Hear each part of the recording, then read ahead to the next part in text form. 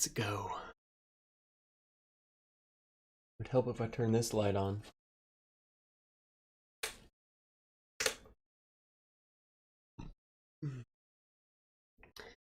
Let's go.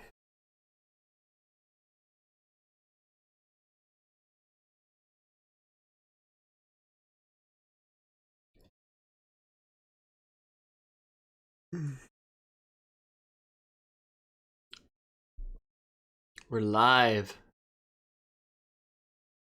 Let's go.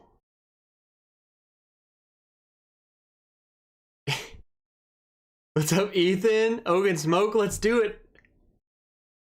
I'm still alive. Cole George. We're live. Part 2. Let's go. Just drinking a little water right now.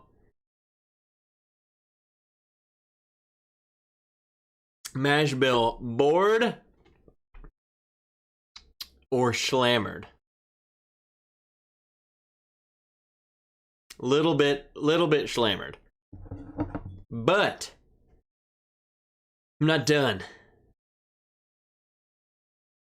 We're continuing.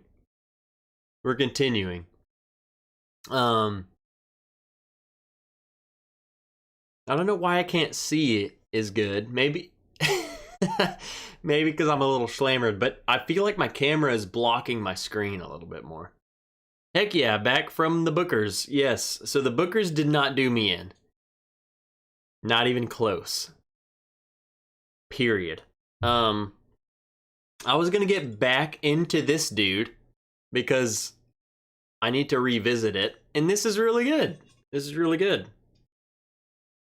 I figured only a couple people were gonna join in. I mean, it's late.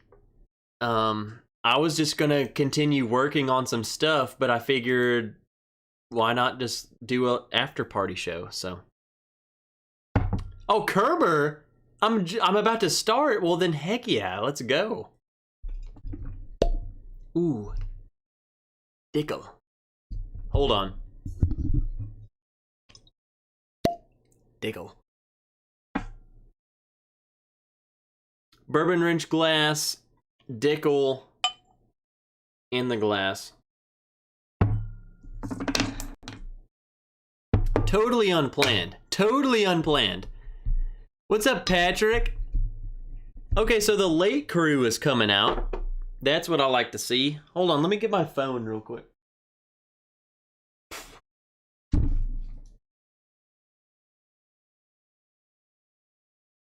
Let's go. Mr. Whiskey Shits, I didn't see you earlier, but you're here now. That's all that friggin' matters. The late show. Z-Man, I didn't see you either. Just showed up. Yeah, we just started. This was totally unplanned. I changed the lights. I set the mood. We're doing red for the late show. My dude, Trev, partying late night. I love it. Oak and Smoke, dude. I was just playing a little Call of Duty. I was like, you know what? I'm not done. I'm not done. Ethan Turk, going to have some Stag Junior? If you want me to, after this, I will go grab a... If you name a batch and I have it, I will go pour it. But it's if you name a specific batch, period. If you name a batch I don't have, I'm not pouring it, period. What's up, Trev? John T? No Dickle here. I don't think the glass can help. Oh, John T. Okay. John T, what have you poured? John T, you need to send me a picture. And if you have, forgive me, because I've saved a couple pictures. Wait, no, this is you. You sent me this. I'm pretty sure this was you. Yeah, that's totally you. But yeah, this makes Dickle taste good. Gosh dang it, Ethan. You little pisshead. Pour the 40-year-old Canadian Club. Yeah, it's 40 years old because it's been sitting underneath my desk for the past 40 years. If you hit the Stag Junior I'll hit the Jack Daniels Barrel Proof. I'm in. I would rather hit the Jack Daniels Barrel Proof. Like, Ethan, would you rather me hit the Jack Daniels Barrel Proof? Because that's what I would rather hit. But I will hit the Stag Junior 14 for you. I'm just saying. I would rather hit the Jack Daniels. And you've heard it here first. I prefer Jack Daniels Barrel Proof to Stag Junior. Don't tell anyone the secret.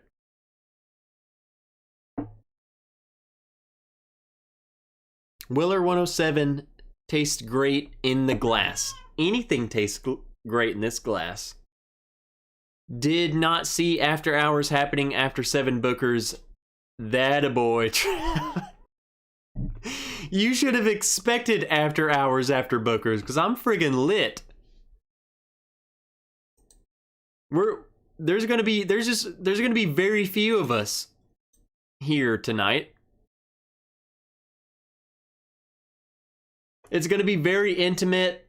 Hold on, I drunkenly opened another page. If that tells you anything about where I'm at. I just want to be very... Shoot, I should have done like a StreamYard so I could have gotten you guys to join live. But what I'll do instead is just, like, anything you guys ask or anything you want to talk about, I'm open. I'm an open book. We'll talk about whatever.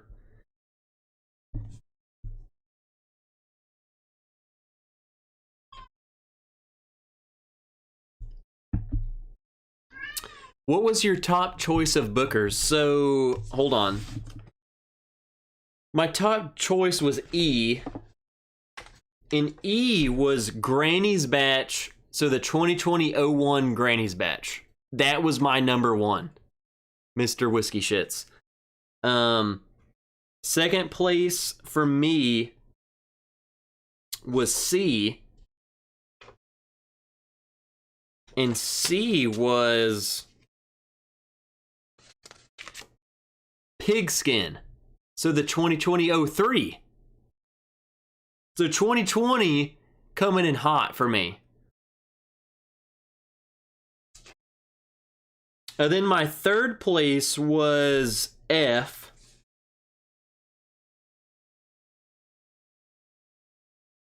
In F, hold on. My third place was 2016-03 Toogie's Invitation. So, there's that. I was all over the friggin' place. Initiate late night with Trev. Does Miss Wrench know you were doing this? No, Miss Wrench. So what time is it? It's 11:43. She's been asleep for the past 2 hours and 43 minutes. So, there's that. She has no idea. And we're going to be hiking tomorrow, and she'll know.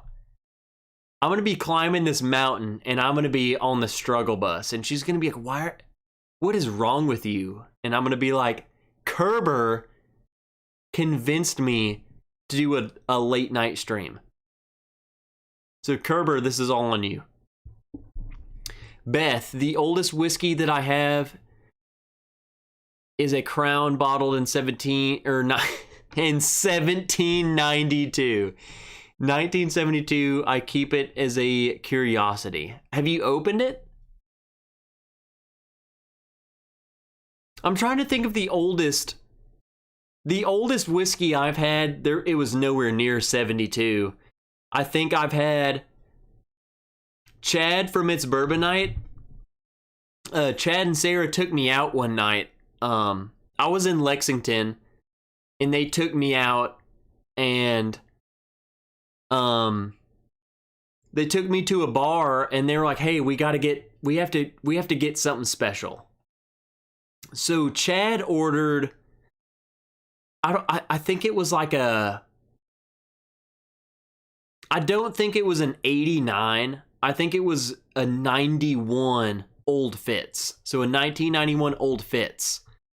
And he ordered 3 pours of it for him, Sarah, and I. And that thing was delicious. That was really good. So I guess 91 was the oldest thing I've had. I don't know why 1989 is in my head. Maybe someone somewhere sent me in 1989. Well, shoot, hold on. Someone did send me in 89. That's why it's in my head. I think it's a wild turkey from 89 that someone sent me.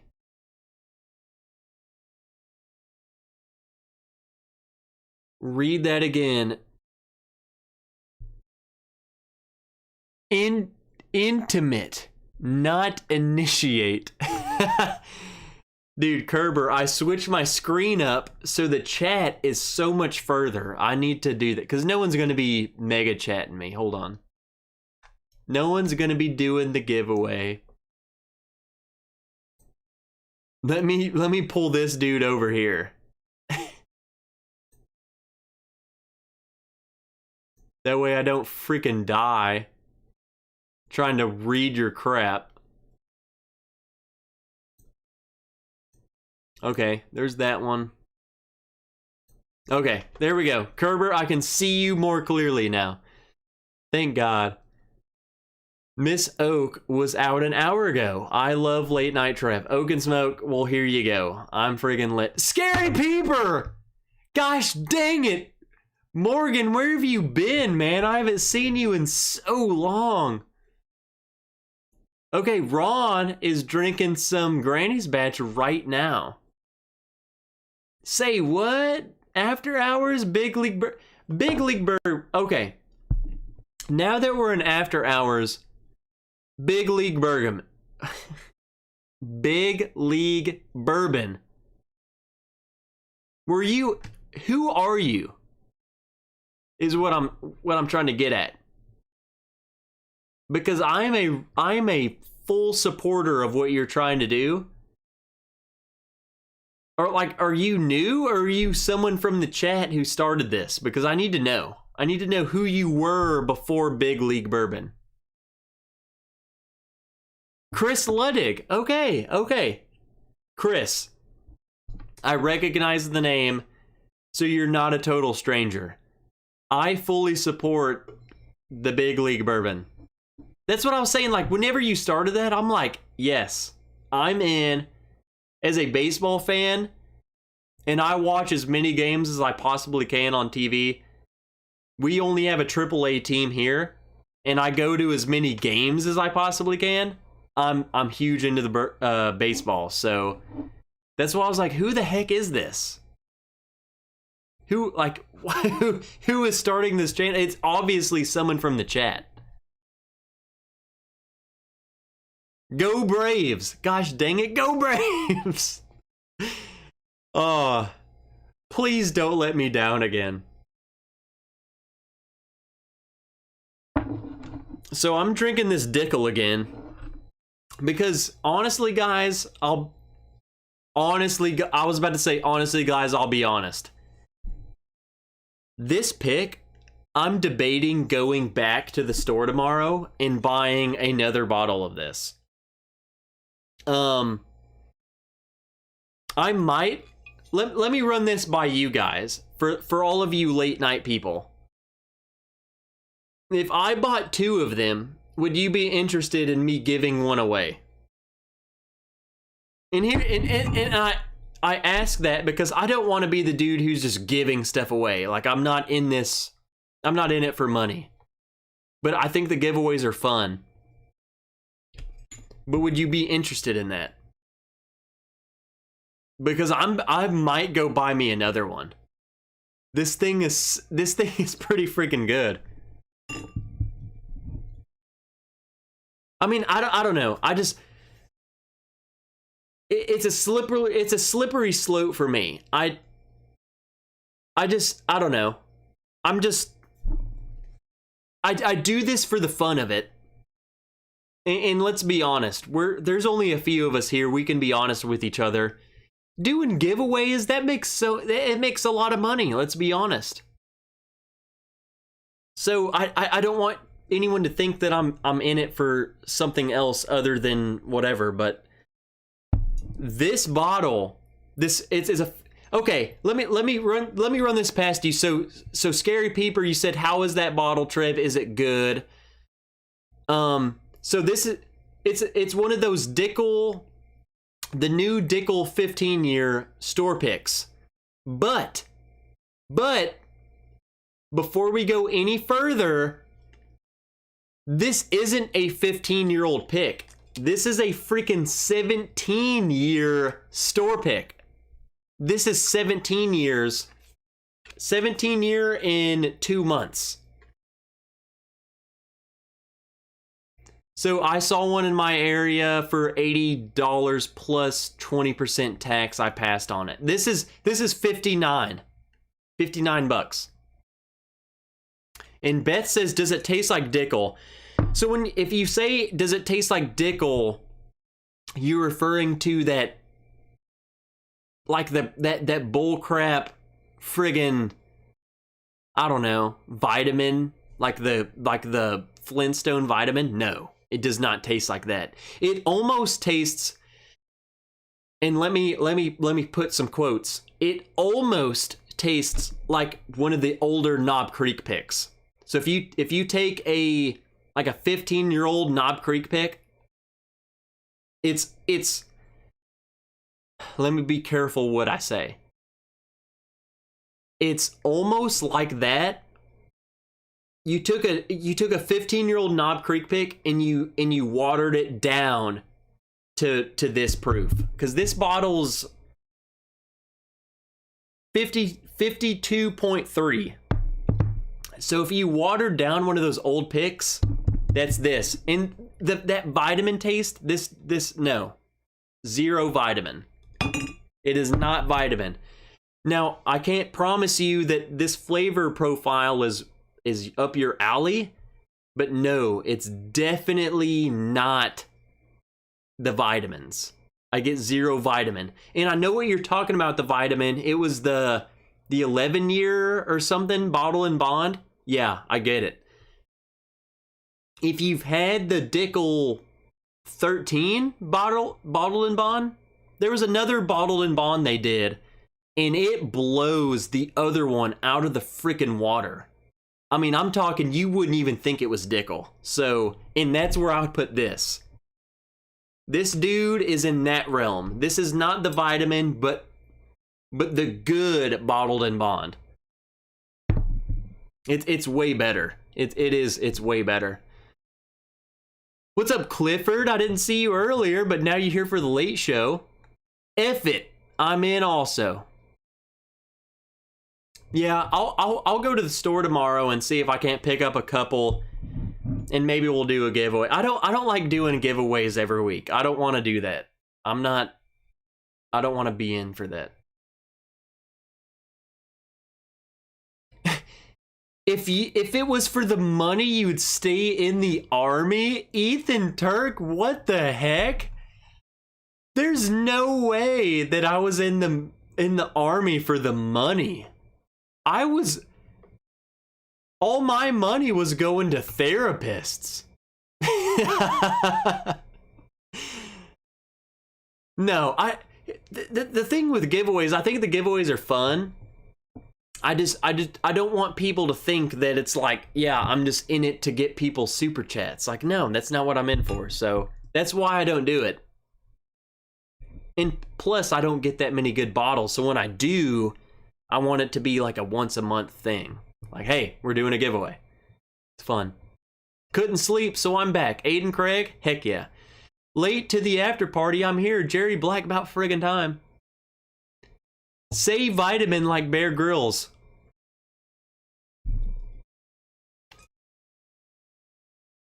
Alright, so today, I'm Bear Grylls. I'm gonna show you how to survive in the Dickel. All you gotta do is find some vitamins. And you gotta find a camel. And you gotta drink your own piss. Dickel is full of vitamins. Vitamin C, all you gotta do is drink the Dickel.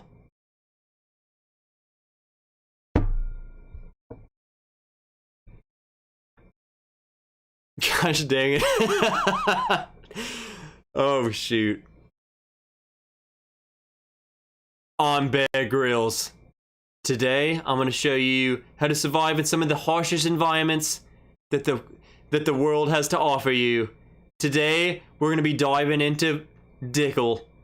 Dickel, it's full of vitamins, but it's a harsh environment. It'll drain you from all life. You'll be wanting to escape ASAP. What's up, Dustin? Dog in my spot on the bed. Might as well hang out and keep drinking. Yeah, hey, we're drinking some vitamins right now, Dustin. I've been waiting for you to show up for the after party. You never showed up, so I went live by myself. There's a freaking gnat on my light. It keeps flying into my light, and it keeps making this noise. Little pisshead. You need the 13-year bottled in bond from Dickel too. So that brings up a good point. Like I said, I forgot which one. I guess the 11-year bottled in bond was the vitamin Dickel. It's not good.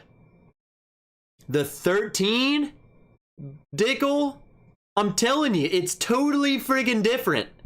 This dude is different. This is not your Dickel 11. This is not vitamins. This is a 17-year-old Dickel. It's freaking good. I don't know. I get it. People here, like, if you go and spend money and you have a bad bottle, it puts a bad taste in your mouth. It makes you not want to buy other bottles.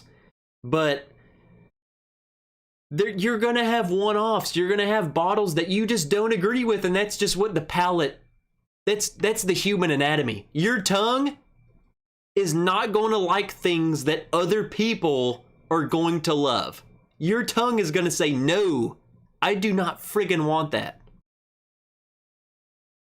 The Dickel 11-year put a bad rap on Dickel. It did the whole, this is vitamins. This is vitamins. If you see one of these Dickel 15, especially the higher proof, so this one is 52.3. If you find a higher proof, just buy, it's $60. Like, my bottle is 17 years old, and I paid $60 for it. And I'm going back to the store tomorrow, and I'm gonna buy the rest of them. Okay? It's good stuff. I think you passing other offerings because of one bad offering, no offering tastes the same. So if you hate this one, it's a pretty good chance that you won't hate their next offering, is all I'm gonna say. And I've had the Dickel 11, it was not good. I had Dickel 13, I thought it was fan-friggin-tastic. This bottle, I wouldn't say this is just out of the park good. Especially for 17 years, like, I was expecting it to be better. But for $60, no. This is good. I'm going back for more. So it's at least that good. I will buy spares.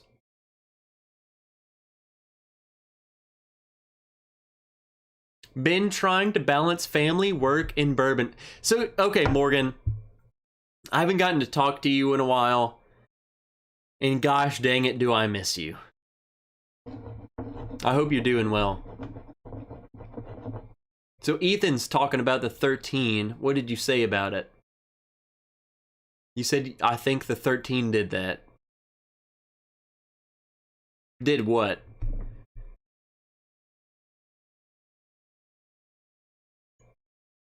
DMC Kentucky, cheers all. What the is going on here?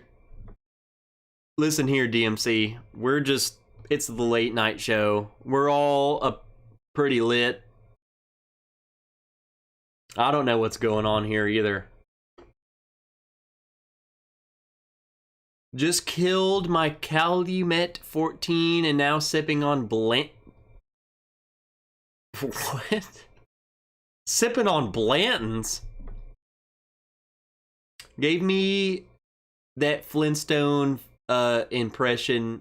13 came out before. Okay, so maybe it was the 11 that was better. Whatever. One of the Dickel had the Flintstones, and another one of the Bottle and Bonds was way better. So I don't know which one was which. All I know is one of them was way better.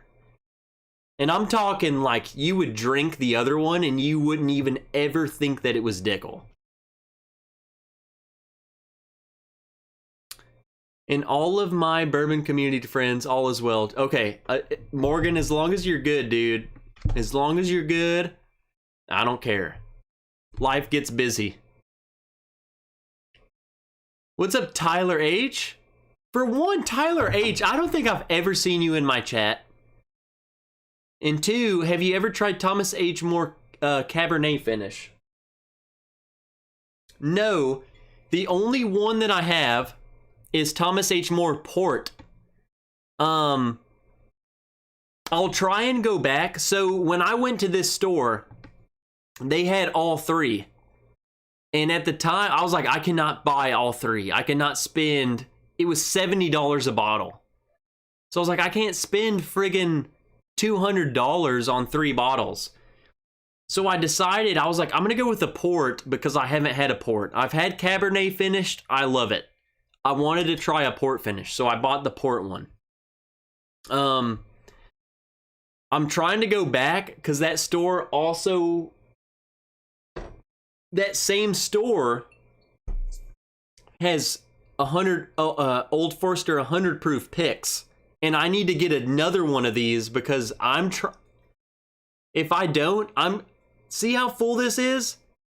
I will finish this within the next week. It's so good. This bottle is friggin' delicious. So I'm trying to go back. I need to see if they have it. I need to see if they have the Cabernet. ADHD whiskey, what the shit? I'm coming over. Dude, I should have. So I started this on YouTube, so I'm not on friggin' StreamYard, so I can't send people links. I would have people join the stream. I need to just upgrade my StreamYard. That way I can have people join whenever the heck I wanted.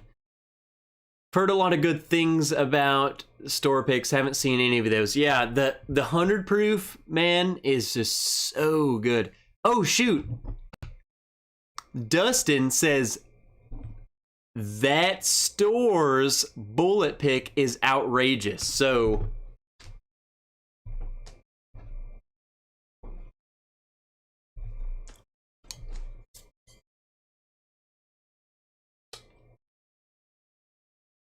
that one? No, okay, Dustin. Dustin, after you brought that Old Forester pick to the house, I went like within the next 3 days and I went and bought that one. I love that bottle. Trev, cussed. This is a moment. Look, man, okay. Here's the thing, Kevin. And I will give you guys an army story right now. Okay, hold on. Before I get into the army story, I will be honest. Dustin, this is not that store's pick. So this is mainly for Matt, because maybe he knows exactly what this is. This is a 12-year-old Opperman's pick. So Opperman's store from friggin' Michigan This is the barrel. I'll be honest, dude. He said bullet picks, Four Roses, or dude, this, I think I'm a firm believer that the older or the better bullet picks are 100% Four Roses. The old bullet foolproofs, so the barrel proofs, that's Four Roses. And I will fight you. If you say that's not Four Roses, then I will fight you. I have no idea. You don't know what this is? This 12-year-old Opperman's pick? Opperman! From your state, Opperman! They got this barrel. It's good. This is freaking gosh dang good.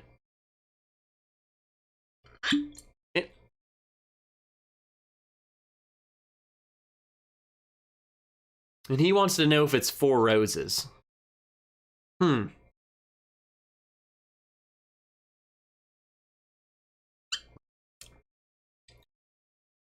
Yeah. Matt, this bullet single barrel 12-year Opperman pick very well could be Four Roses. I'm no expert, but it freaking could be. It has the characteristics. If it's not Four Roses, then it's something close. I will say that. So let me scroll. What was I saying? What was I talking about before that? Tim Evans, Wrench. Steve A is in here. Michelle Devilar is in here. ADHD Whiskey's on his way. He's coming. Kevin, oh, it was Kevin Campbell. He said Trev cuss, this is a moment. So here's the thing. It's not that I don't cuss. I just don't cuss often. And when I was in the military, people called me, and I kid you not, my nickname was Pirate. Pirate. Me. I was called Pirate. And you might think that's the stupidest name I've ever heard, but it was because I cussed so little that people made fun of me. They were like, oh, you cuss like a pirate. And then that kind of stuck. Like, oh, that dude cusses like a pirate. He refuses to cuss. People started calling me Pirate, and it just stuck. So people were like, hey, yo, Pirate. Stupid story, I know, but that was my nickname. And it was because I didn't cuss, is why I got nicknamed that. Yeah. Stupid story, but I don't know. People who've been there, they know. What's up, Jason Busey? You goddamn... Oh, Jason Busey coming in with a super chat as I was saying, hey... Trev telling us his sailor fantasies. I'm suddenly uncomfortable. Oh my god, Jason Beasley, what the heck is up, man? It's good to see you. You freaking seaman. Let me catch back up. Okay, Sam B is in here. Sam B, what the heck is up? Everyone... Seen any 107? I haven't pulled the trigger on a local bullet single barrel because I don't know what I'm getting into a $60 bottle. So I'll be honest, and I'm full transparent. Dan Shook sent me this bottle, and I don't know why. A box showed up to my house, and this bottle was hand delivered via him in his vehicle. And he checked my ID. I don't know why. There was no context. There was nothing. This just was delivered via the legal services. And you know, I passed this when I was in Memphis. They had single barrel picks of it too. and I passed on it because I was like $60 and I don't know what that is. This is good. Here's the thing, Matt. For $60, I don't think you would be disappointed. It might not blow you away, but I don't think you would be like, dude, I just wasted $60. Okay? That's all I'll say. This bottle, you know, I did not pay $60 for this. Full transparency. But if I did, there's no way that I would say I regretted it at all. This is good. This is good. At least this one. Now, I don't know. This is a 12-year-old pick. I don't know what other places are. I don't know what the age range is. But this 12-year-old pick is friggin' good. It's like a 12-year-old Four Roses pick. Like a Four Roses private select or something. Let me scroll down. J Fretless. J Fretless, that's a name I don't think I've ever said in my life. J Fretless, welcome to the chat. Double dipping on the live streams. Alpha move, wrench. Double dipping? I will do whatever the heck I want, Malcolm. I will do whatever you tell me to do, honestly.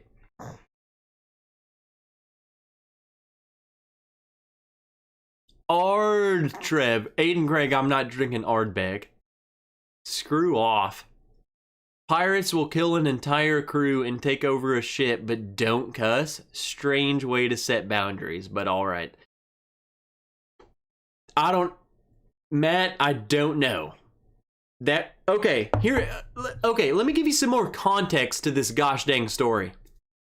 So, when I was dubbed pirate, I was the driver to our vehicle. So I had a headset, the gunner had a headset, and then what we called the VC, so the vehicle commander. So like the squad leader. The squad leader would have a headset, and he was standing out of the hatch of the truck, and he was telling me where to go. He would be like, hey, turn right up here. Or if we were in the woods, I mean, I'm talking, I relied on him fully. He would say, hey, back up, stop. And I would see nothing. I would just be listening to him. He would say, okay, turn right, slowly. Okay, go straight. And I'm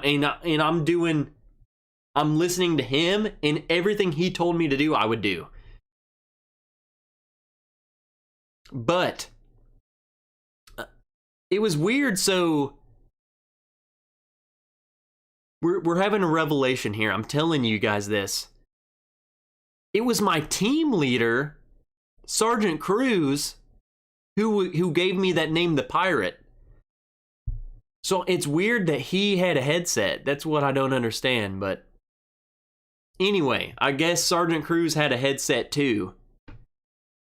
And he always said, he would be like, he would always try and get me. He'd be like, hey Wilson,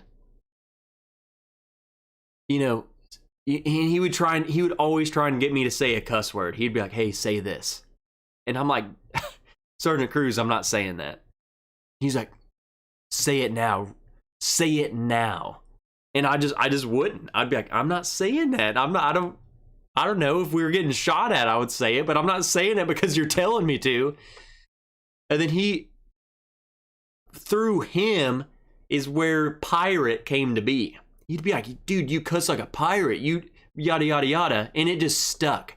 He would always be like, hey, pirate, do this. And you know, it just stuck. It was like I don't know, that's how nicknames are created. And then everyone called me friggin' pirate.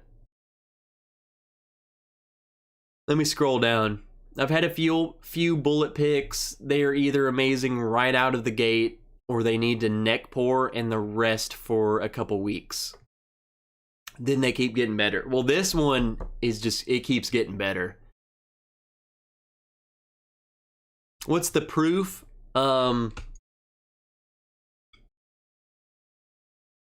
52%. 52%, John. Well, I just scrolled way the heck down. Whatever. Eric Guthrie. Also have never said your name, so Eric, welcome. Always go with the floor whiskey first. Well, I agree. Everyone's... Oh, I missed Jason Busey coming in. $10 super chat. I'm going to leave my pour up to you all tonight. First to answer determines what I consume. Floor, top, bottom, row, 1, 2, 3, and number 1 through 40. So like F123 will be what I drink. Okay, so that's why everyone was saying F122, T233, B325, bottom 339. Holy crap. So Patrick Starkey gets it. Larceny, bad Santa store pick. Well, Jason, gosh dang it, get into it. I was able to pick up the Cabernet Thomas H. Moore the other day, but when I got it home, I realized there was a small particle, whitish color and kind of darker on one side. Any idea? It might just be barrel or whatever. I don't think it's tainted, Tyler. It's probably just transfer, because you got to think, it was a bourbon in a barrel that was then all transferred into a Cabernet barrel and then all transferred into bottles. Like, something's bound to end up in your glass. I don't think it's... That could just be me just saying open it. Don't be a friggin' pansy. Open it. Tyler, open it right now. I can't wait not to drink rare breed every day. I mean, let's not go there. I don't think it'll ever go away, but it could. I don't know.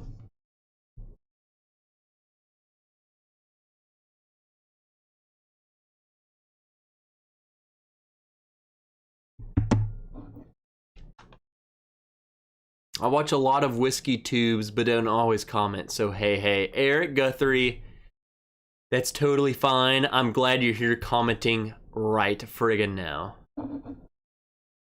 You're here, Eric.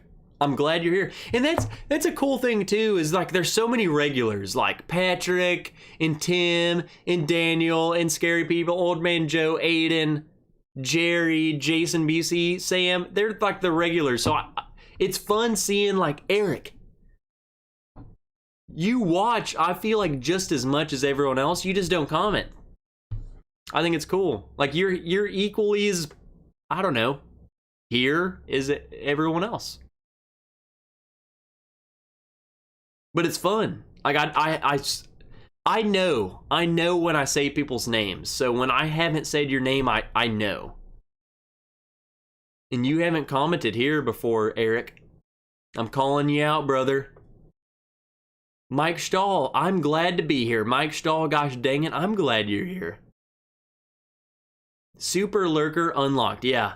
Gosh dang it, Eric, you're a freaking Super Lurker.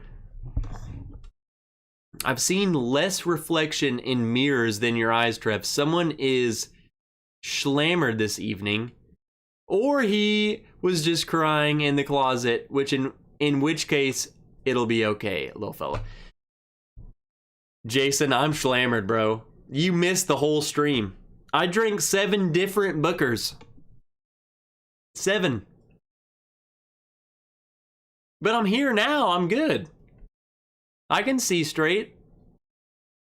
I might have to focus a little harder, but I'm here. I'm here.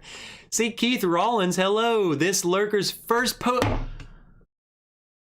Everyone in the chat right now, spam Keith Rollins. Just Keith Rollins. Hello, Keith Rollins. Keith Rollins, Keith Rollins. Welcome, Keith Rollins. He's a lurker, and he just commented his first post. What the piss? Shayla Fromm just subscribed to my channel.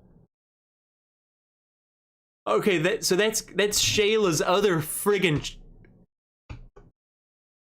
Gerfabin? That has to also be Shayla. How do I have 2 subscribers right off the bat?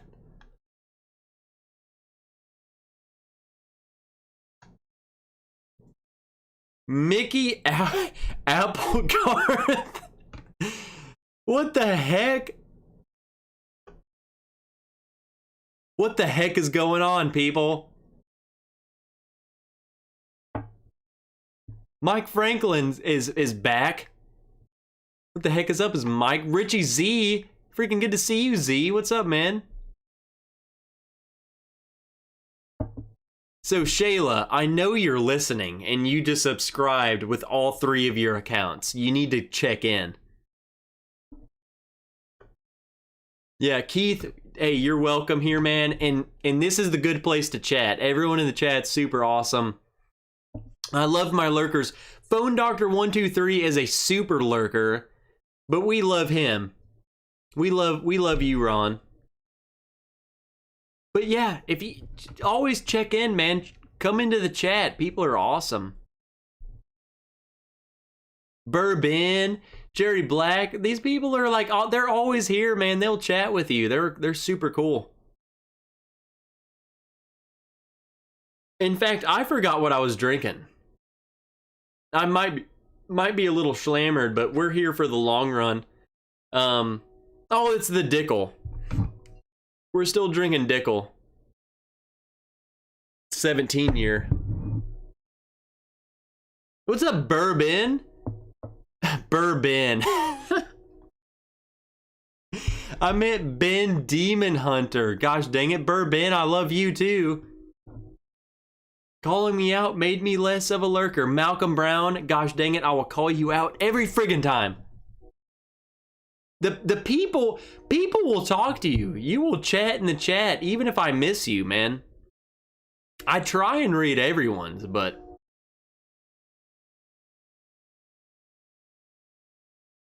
more bots than ADHD whiskey. Okay, here's a fun fact for you guys. So I moderate probably more channels than any other person. And out of all of the moderation that I've done, I've never seen more bots and more people needing banned than my chat. If you guys were there, remember when that dude kept showing up saying Mets and crap? If you were there, you remember. I mean, it was like we would ban someone and then 3 seconds later, another account would show up. Mets. And then it would be like, Derek Jeter's mom needs to be killed. I mean, it was just random, just terrible crap. And I've never seen an attack like that anywhere. Anywhere. Patrick Starkey, $10 super chat, context for the rare breed. It's the only bottle I have here in New Zealand. Okay, Patrick Starkey, for one, I did not know you were in the land down under. I'm currently TDY, just burnt out on it. I grabbed some Wild Turkey 1894 in a pH 11 year. I might be too slammered to understand those abbreviations, but they are coming home with me. Cheers. For one, are you in the Air Force? Like, who goes to New Zealand? No army unit goes to New Zealand. We're busy fighting wars. Patrick Starkey. 2, thank you for your service. I honestly don't care what branch you're in. I will fight any other person for you. 3, Patrick Starkey. I always see you in the Timbip chat. So I know exactly. Giving you a hard time. 4, I don't know, man. Like, I guess it really depends on what you're able to get down in the New Zealand area, but if you're burned out of rare breed, I mean, it depends on what you can get down there. I don't know. I have no idea. No idea what you guys get down there. Yeah, the dude had more accounts than something that is a lot. I mean, I've never seen that amount of spam. Ever. Did I just hear go Navy? John T, what? Gosh dang it, I like you, John, but man, you gotta clear your ears up, man. Pepperidge Farms, is that what it is? PF is Pepperidge Farms, huh? That's exactly what it is. Oh, God. Mr. Whiskey Shits, gimme that dickle, Trev. You want some of this dickle? I will send people samples of this, because I'm going to go back. I just don't know how we track, because if I just said I'm going to give everyone a sample of dickle, then friggin' this would disappear, so...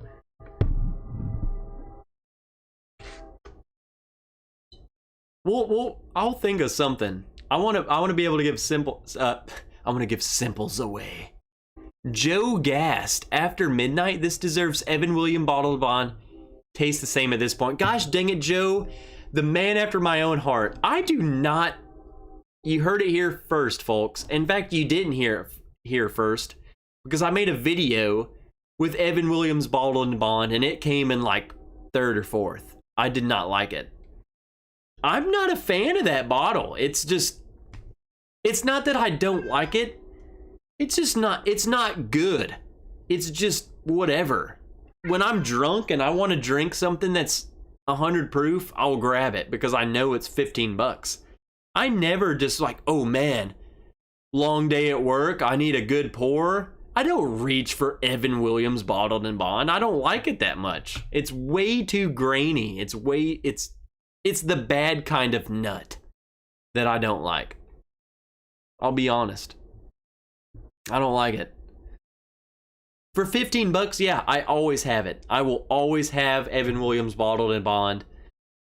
I drink it every now and then, but it's never what I reach for. When I can still taste and when I'm still sober, I don't reach for it. Let's be honest. I don't reach for it. John Barber wants to know, wait, what's a good nut? You missed the whole stream that I had earlier because I went through 7 different bookers, and E was my first place, and E was Booker's Granny's Batch 2020-01. That, to me, was good nut. To you, it might not be, but to me, was good nut. That was good nut to me. And I always preface that, gosh dang it, is that my palate's different from y'all's, so someone was giving me a hard time about putting, friggin', what batch was it? I don't know what it was. Country Ham. They were giving me a hard time about Country Ham. Like, it's just not me. It's for you. ADHD, I'll always even have Evan Williams Bottled and Bond because nobody's drinking that shit. I don't like it. And Matt, that's probably the one bottle you've ever reviewed that I agree with a lot what you say, but I've never agreed more about a bottle than that one. It's just everyone raves about it as this is some hidden gem. Let's be honest. Evan Williams Bottled and Bond is not a hidden gem. What makes it good is that it's $15. It's subpar juice that some people really like and you can get it for 15 bucks. It's not some special crap. It is not. It is not at all. I like 1783 better than the bottled and bond. Okay? So it's just, it really depends. Ooh, okay, hold on. Old Man Joe is talking to Dustin. Old Forester 100 is better than Evan Williams bottled and bond. If you came to me and, yeah, I don't even have to explain it. Old Forester 100 over Evan Williams bottled and bond every day of the week. Granted, it's double the price. It is double the price. It's more than double. Evan Williams was like 14, 15 bucks. The Old Forester, whoa. If you're talking about Old Forester 100, like the $20 bottle, then yes. Every day of the week, I would pick that one over it. I thought you were talking about the store pick I had. Granted, yeah, I will replace that one too. But yes, Old Forester 100, it's 22 bucks. For someone like me, I don't want the grainy nuttiness. I want sweet and dessert. Old Forester 100. Hands down, period. End of story. There's no debate for me. For people like me. I will never debate that. If I had to choose, like one of them disappeared forever and the other one is all I drank for the rest of my life, Old Forester 100. Period. And that's just me. Old Forester picks over regular 100 proof over. Yes, Dustin. We're on the same page, dude. This bottle, Dustin and I have this same exact bottle, and it's a pick here in Arkansas. Dude, I'm gonna go back for another bottle of this just because I am going through this way too fast. And look at it. I'm saying I'm going through this way too fast. For me, I'm going through this way too fast. I'm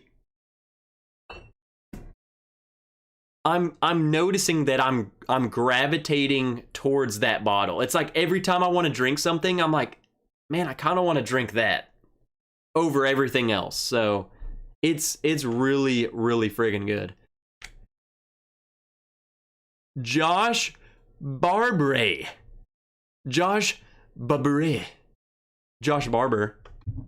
Just got Jack Daniel's single barrel proof and Maker's Cask Strength today. Which one do I crack at the party tomorrow? Okay, Josh, tell me who is at the party? Who are you cracking this for? Who is drinking this? That's what we need to know. Because you just hit 2 nails on the head. I love both of those bottles. I'm a huge Maker's fan, but I'm also a Jack Daniel's single barrel proof advocate. So you need to tell me right now who is going to be consuming this. If it's just you, that could change the whole story. You need to let us know. Guys, who hype for Mash and Journey, Ezra, and Rebel picks? It's okay. It's a slippery slope for me. I guess I'm on like the... What train is it? Let me just be real with you, Young Pie. I'm not a huge fan of Ezra or Rebel bottles. So I'm still on the train. I'm still on the hype train, but I'm also hesitant. Like, look, I have been less than impressed with other offerings from those companies. So I'm kind of like, I don't know. I will consider it. I'm just not a huge fan of either of those companies. Some of the nuttiness that I get on it is like a young nut. Not for me. Not for me. Some people I can see love, but I don't.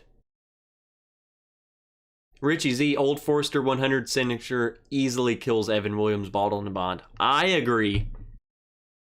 Some people won't agree, and I also understand. Read your chats from Richie and Daniel. Let me scroll back up.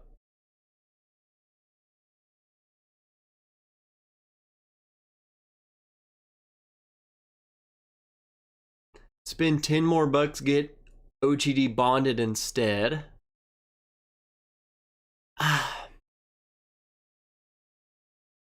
Just people that say they are in tech. What? If you want, I will take... Oh! Oh, shoot, I missed it. If you want, I will take names for the next 15 minutes for sample of Dickel 15. And I will throw in a sample of the Opperman's bullet picks. No super chats required. When does that start? Because I will do it. I will do it for sure. Just for being here. I will send someone that yeah. What we can do is say, yeah, let's start now. And all you got to do is just comment, say, I'm in. If you say, I'm in, you're entered. All you got to say, I'm in. I'm in. I'm in. Kerber, I hope, dude, I hope you're ready, man. Josh Barber, watching NCAA wrestling finals tomorrow with buddies. Josh, I'm gonna be with Miss Wrench tomorrow. We're gonna be hiking. I'll probably bring some whiskey bottles to her house, and we'll you know, I can't raise my eyebrows. You said young nut. Trev does not like young nut. Just walked into a nut joke, Zach Andrews. Let's see, let me scroll down. Because I started the whole crap show. Kerber, I hope you're here, man. If not, if Kerber's not here, I'm going to have to do it drunkenly, but I will do it. Malcolm Brown comes into the super chat to say, I want in. So he's just double in. Look at this. Everyone's in. I'm in. I'm in. I'm in. And I'll just take the bullet pick. Destin, because you know you could come and drink whatever the crap I have. Everyone's in. I hope Kerber's here, man. I'm going to have to compensate Kerber. Entry stop at 12:50 Central Time. So you guys have 12 minutes. 12 minutes. All you have to say is I'm in. If you double enter, Kerber will know, because I know he knows, because I gave him the Google Doc and it will tell you, it will pop up. If he starts typing your name, it will pop up. So you can't do that. Someone's gonna win.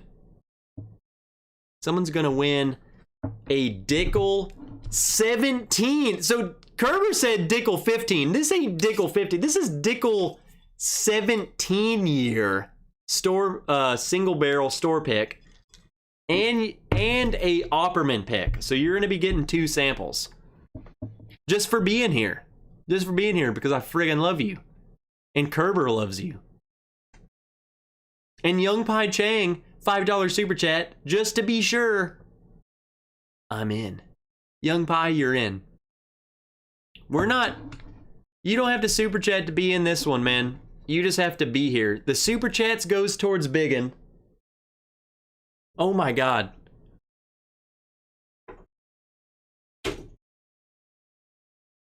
There's Biggin. He's sound asleep on the chair. The most adorable thing ever. Jerry Black sending you the love. So Jerry Black, your $5 is going towards Biggin. He needs the food. He's old. He is so friggin' old. All the super chats from here on out is going to Biggin and or just whatever, but not the giveaway. The giveaway, T Hutch, you're in. T Hutch is in. That's all. You want in the giveaway, that's what you got to do. The super chats, that's for Biggin. And you have 10 minutes. So from this moment, right now, you have 10 minutes for the giveaway. You just have to say, I'm in. If you don't say, I'm in, you're not in. And Kerber, he has not missed you. He has not missed you. If you've said it, you're in. This is why I love Kerber, and this is why, spoiler alert, I'm sending Kerber a friggin' rocks glass for this, for tonight. Love you, Kerber. You're getting one. I'm reserving one for you, period. I don't care if I have to kick someone out of the list, you're getting it. Does I am in count? Old Man Joe, yes. If you say the words I and in, I want to be in, you know, me, you're in. I don't care how weird you get. If you say the words I am in any capacity, you're in. Michelle, all the Biggin love. So Michelle, your super chat, Biggin says thank you. And what? And I love Michelle. So what he said, Uncle Buck, you're in. I think I'm already in. You're in.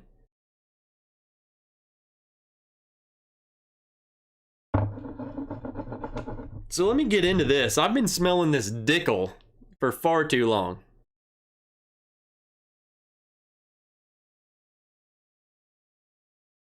Wait, Jason Busey just sent me, on this day, 1945, USS Franklin is attacked by Japanese dive bomber.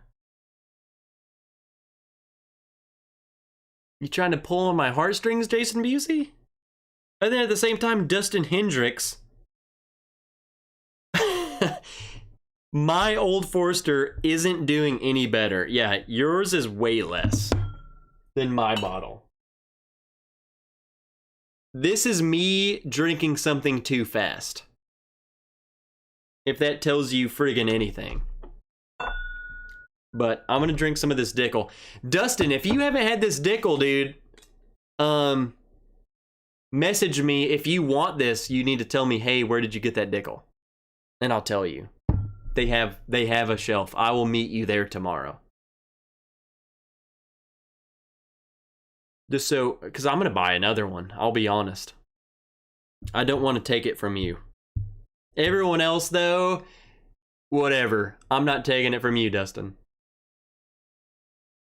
I love the Dickel I'm in. Stinky Dickel? When you guys think the Classic Kentucky profile, does it have nuts? It depends. I think Jim Beam products do.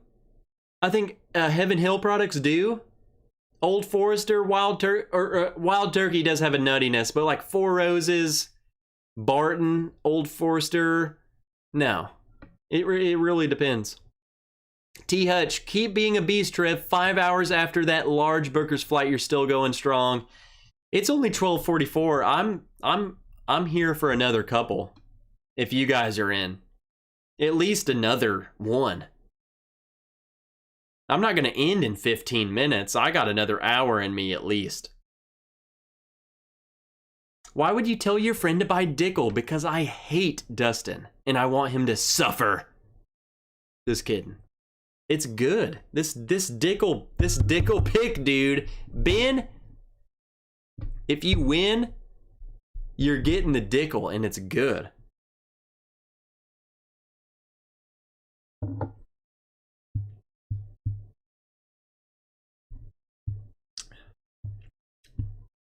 Yeah. I don't care. Forget whatever you thought about Dickel. This is not it. Period. Period. It's like, I wouldn't put it on the same level as like a 15-year-old Knob Creek pick, but it has the same characteristics. It's super barrel charry. None of those Flintstone vitamins, that is not there. Period. Hey Wrench, Jack Daniel Barrel Proof Single Barrel or Maker's Cask, watching wrestling finals with buddies tomorrow. Josh, I already called you out, man. Comment right, like, within the next freaking 30 seconds. Who is drinking it? Is it just you, or are your buddies drinking it? And are your buddies into bourbon? Tell me that. Who is drinking it? Is it you or you and your buddies? And if it's you and your buddies, are your buddies into bourbon? Answer those two questions. And that'll answer it. The Junkies knob pick is literally being pumped out of the bottle and into my liver. It's like a disappearing act that makes me walk into walls. What's crazy, man, is I have a 9-year-old Knob Creek pick. It's not one of the newer ones. Like, the Junkies is in that new, like, I don't know what's up with Knob Creek. It's like every year they're changing the label. I guess that's a thing. Like, every year, new bottle, new label, whatever. But that new melted, it's like the bottle is warped. It's weird. I don't know. I haven't had one like that. But I have a 9-year Knob Creek pick that is relatively new within the last year. And it competes with some of the older picks I've had. So as long as some of these newer Knob Creek picks, and they're all going to be probably younger, as long as they taste that good, I don't freaking care. I care about tasting good. I don't care about age. If you want to be 15 and taste like balls, you can screw off. I don't care. If you want to be 9 and taste delicious, then I care. I'm all for it. I do, I care about good tasting. I don't care about age. Granted, this is 17 years old, and it's friggin' good. The new bottles are straight 50s classy. I like them. So my store, I was in there today, and the regular Knob Creek and stuff is the old bottles, but the Knob Creek rye, the 100 proof rye, is in the new barrel. Or the new bottle. So I don't know what's up with all that. I heard they fixed the wax. I don't know. I've heard bad things about the new wax too, so I don't know. Someone said that it wasn't. It was still sucked. Knob Creek has literally changed their label bottle 50 times in the past 16 months and somehow looks exactly the same. It's literally, okay, Matt, it's literally like me in my labels. So I'm constantly like, hey, check out this logo that I made. And it's literally just my logo, but like tweaked a little bit. That's what they're doing. They're just doing this whole, every year, they're like, hey, we're going to change the label a little bit for 2020. In 2021, oh, hey, new bottle. But it's not a new bottle. It's going to be Knob Creek's bottle, but we're going to be like, it's like we melted it a little bit. You know what I'm saying? Like, it's very subtle changes, but every year they're changing. It's not like they're just keeping freaking the same label design for 10 years and then they're like, oh, hey, we need to change it. So, I don't know. It's a marketing scheme, and it's for people who are like, oh, wait, what is that? Look at that new bottle. But it's not. It's the same exact crap, just in a new glass. And I'm a total sucker. I will buy all of them. I don't care what bottle you're in. If it's a new bottle, I'm buying it. They need to borrow your name. They are ADHD Distillery. They really are, though. They change so much. The Knob Creeks have changed like crazy. And yeah, the new bottle is slick. It's unique. It's that whole, I guess what I've seen people call it is like the melted glass. It's like, I don't know. It's like it's starting to melt, so there's imperfections. I mean, it's wavy. It's really cool. I like it. What's up, Shane? Thanks for the late stream. Well, Shane, thanks for joining. Thanks for being here. I'm here for the long run. We have 9 minutes. If you want to be entered tonight's giveaway, all you have to say is, I'm in. I'm in.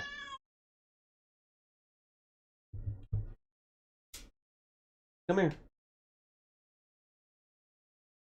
I'm in. Shane's in. That's all you have to say. Trev, when are you gonna do a pick?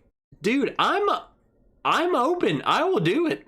In fact, I've been saying this before I've even had a channel. Gosh dang it. I've got a lot of money in my savings account. And I'm not trying to brag. What I'm trying to say is, I have an X amount of dollars that I'm ready to just drop on a barrel, is what I'm saying. I don't have a lot of money, but I have enough to drop onto a barrel. And the only stipulation I have, I don't care if I have a partner, I don't care if another channel comes in. All I'm saying is my freaking name is on the barrel. That's all I'm asking. It's got to say the friggin' Trev Wilson barrel. It's got to say the wrench barrel. It's got to have my name on it. And I will drop 90% of the cost if that's what it takes. But it's got to have my name on the barrel. I need a legacy. I need something out there that's me. That's my juice. That's my Dickel juice. We need to do a pick from Dickel. That's my Dickel juice out there. Look at everyone saying, I'm in, I'm in, I'm in. I will do it, man. I've been saying it. And I don't know how it works. I don't know how you go about, like, having a friggin' distillery sell you a barrel. I don't know how that crap works. I think it would be fun. At least one of them. I don't care. I'm at the point where I don't even care what friggin' bottle it is. Granted, if I'm spending money, I would prefer it to be a bottle that I enjoy personally, but I will do a Jephthah Creed store pick if it's the wrench worst Jephthah Creed the wrench worst Jephthah Creed pick possible. I will sell that to you guys. You want to buy the worst bottle possible? I will pick the worst iteration.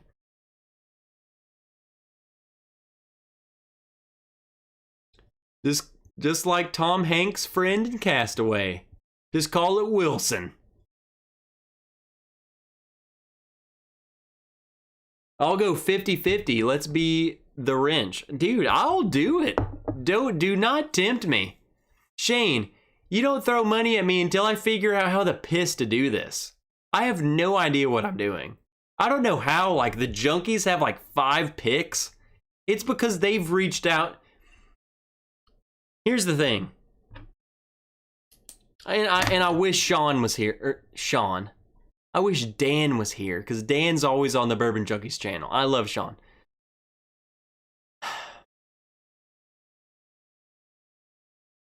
Here's the thing. Here's the fun fact.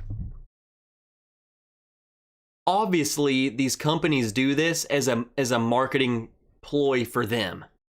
How can we sell, like, we have this barrel, like, let's sell this barrel. So of course they reach out to these bigger channels. Let's do a pick with you guys. Totally understandable. What I'm saying is, like, a dude like me, this is my point. They're not gonna come to a guy with 1,000 subs and say, hey, do you want to do a store pick? You know what I'm saying? We would have to go to them and say, like, look, I have this channel and here's freaking $2,000. You need to slide some crap my way. You know what I'm saying? The money talks. Yeah, ADHD Whiskey has 16 times the amount of subscribers as me, and I've never done a pick either, but I'm so envious of everyone who has. It's, for Matt, it's gonna happen for you much sooner than it is later. For me, it would be much later. I mean, like I said, it's the money that talks. It's who, these distilleries are gonna say who's gonna make us the money. And let's just face it, it's all about the money. Who's gonna sell the barrel? That's what it is. It's not about, like, wow, we're really into what you're doing. I mean, I'm sure it is, but I'm into what you're doing because you have the amount of people who will sell the barrel. I mean, it's all about the money for them. And yeah, they're gonna do good picks. Don't get me wrong. Do not get me wrong. I'm speaking of a marketing standpoint from the people who are selling the barrels. So it's always about the money. It's gonna be, you know, and I'm sure it's a mix. I'm sure it's like yeah, we really like these guys and we want to do this for them. But at the end of the day, it's the bigwigs saying, yeah, take these barrels and go give it to people who's gonna sell it. So someone's making that call, and I don't know who and how high up they are, but it's gonna go where the money goes and who has the consumer base. Me, they're never gonna reach out to me. Not friggin' no Knob Creek's gonna reach out to me and say, hey, do you want to do a Bourbon Range pick? No way. Wait a minute, am I real drunk? Sam! Not even close. Go ahead and go pour you some Bookers. If Sam goes and pours some Bookers, I'll take my shirt off. Shane Long, they don't reach out. Yeah. Well, here's the thing. To convince them, I guess you gotta reach out to them, but you gotta say, hey, I have friggin' 50,000 YouTube subscribers, and I will sell 200 bottles. 200? I will sell that. You know what I'm saying? It goes where the money goes. Matt will take his off too. And I really hope no one takes me the wrong way. I really hope you don't. I'm just being real with you guys. I'm open with you guys, and I'm here. I know how it goes. Matter of fact, I don't know how it goes, but I'm imagining that's how it goes.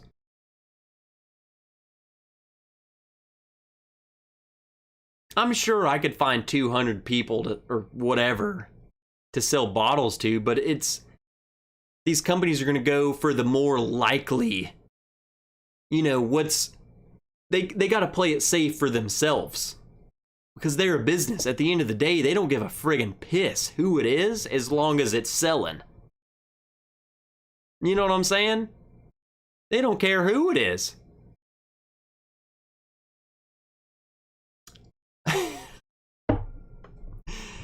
Oh, Sam. Oh, God.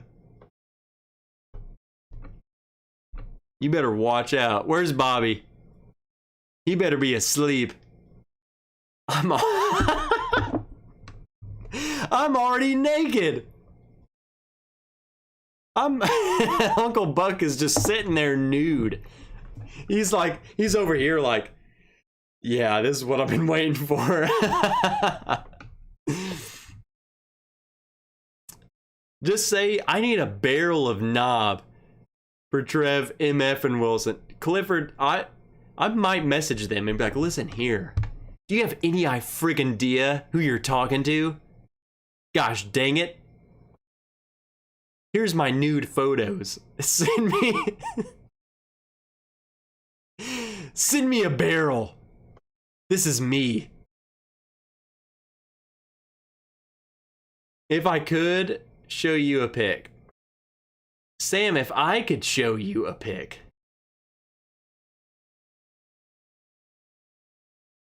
This is the content we come for. The late night friggin' slamming. What's up, Robotic? Exposed hair is the source of your power. Yeah, no hat tonight.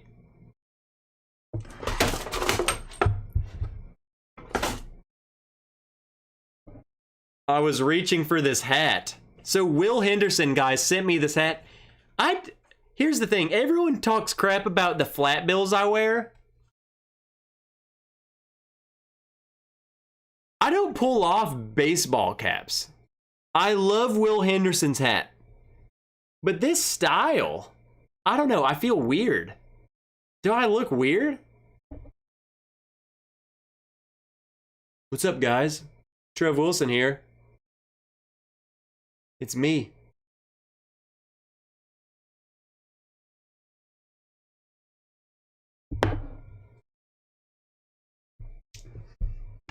Hold on.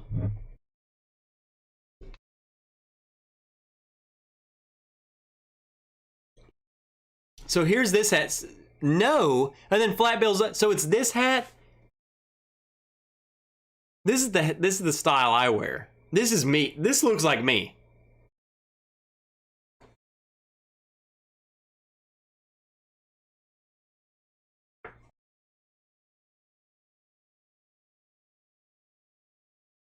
It's not me, man. I don't know.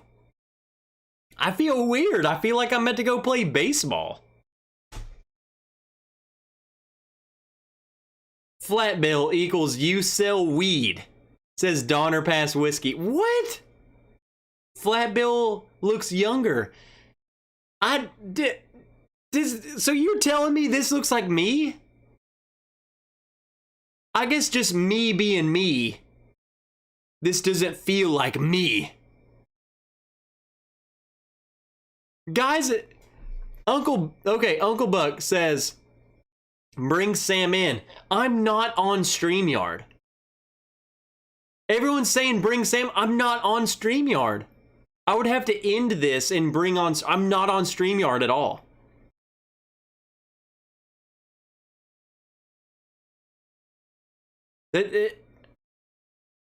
I'm not on StreamYard. Like, physically, right now, what we're doing, no human can join. And that's just the way it is. No one can join right now, is what I'm saying.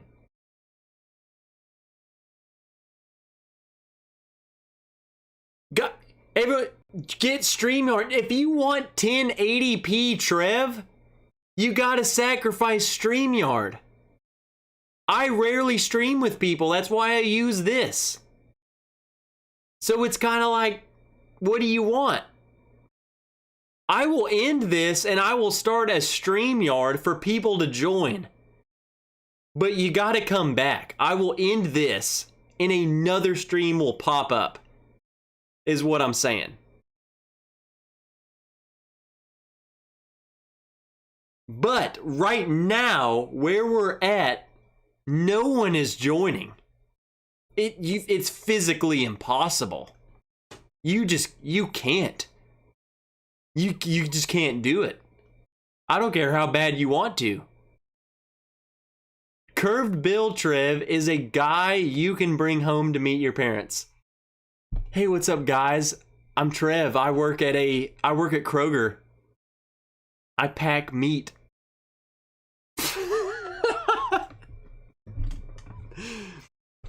Your daughter met me in the vegan section and I really showed her my vegan meat. She's a great gal. It's nice to meet you. I'm at Home Depot. Hey, you want some 2x6 you want some 2x6s? You want some hardwood? I got some hardwood. Nice to meet you, sir. I actually met your daughter looking for some hardwood, and I got her.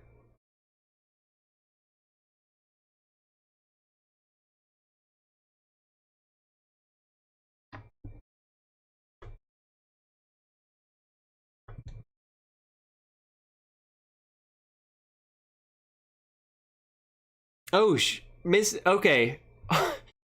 Did Kerber give a winner? So the giveaway ended 5 minutes ago. Oh, okay, here it is. Pick a number 1 through 35.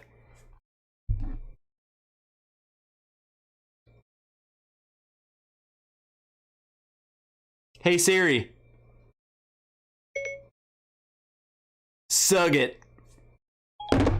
Surrogacy is an arrangement, often supported by a legal agreement.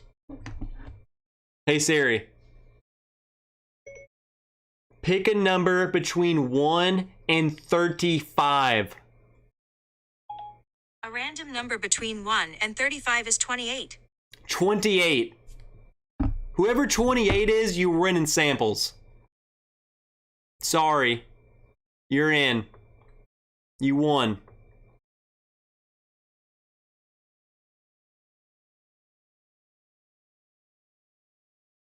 Here we go. We're about to find out. I'm schlammered. Can barely spell check my shown tags. Dustin, you're not the only one, man. You're good. Here we go. We're about to find out.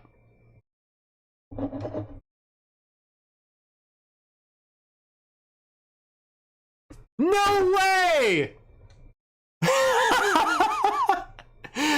Clifton, you friggin' won! He literally said,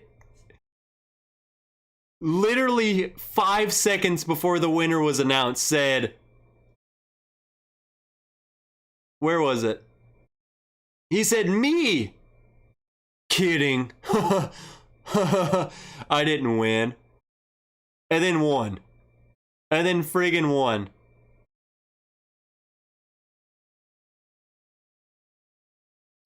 Would you get off the couch for Trev and a beer? Guys, all I'm saying, so when I met Sam a year ago in Austin. I was safe. I felt I was totally fine. She was fine. Everything was fine. I think now I'm scared to meet Sam. I don't know what will happen to my leg, to both my legs. I don't know what's gonna be humped. Something is gonna be viciously attacked, and I don't know what. And I'm scared. I'm scared. I don't know. Yeah, look, Trev, you aren't fine. I'm just gonna show up and just be like, just don't hurt me. Just do what you will. Whatever. I'm here. I accept it. Just don't hurt me. Whatever it is, as long as it doesn't hurt, I'm in. I don't care. I will lay there for all I care. Just don't hurt me. You will be hurt. You know it. That's it. I'm gonna be hurt. I'm just gonna be like, hey, here we go. I'm dry. Here we go. Take me, Sam. Oh God. What's up, Vegas Art? She will leave you with a bloody stump.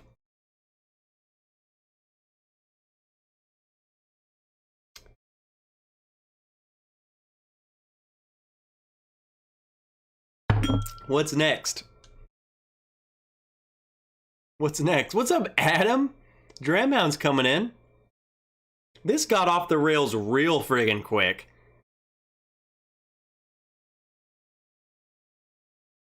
Yeah, it's about to get real.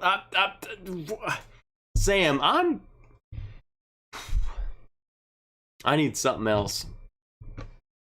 Shirt off. I'm not taking the shirt off. I'm not taking the not on the live stream. Like Patreon, I will do it. Kind of. Like you won't see my nipple.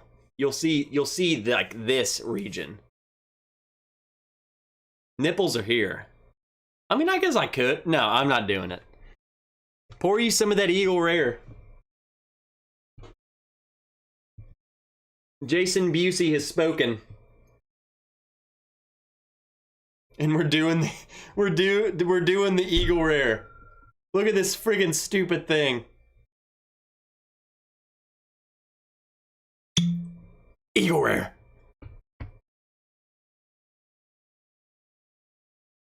Wait. Where's the swing? Free the nipples. What did I just walk into? Is Sam drinking boogers tonight? I'm a bad influence. I'm a bad... what's the word? I'm a bad... taker? I don't know. Someone who accepts influence. Show us that sexy clavicle. Dude, my clavicles are raging. What's funny is that this is a 300 milliliter bottle. Like, I'm freaking jacked out of my mind.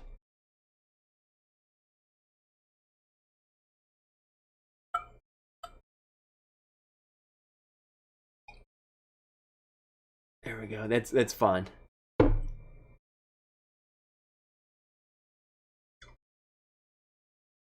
Look at that.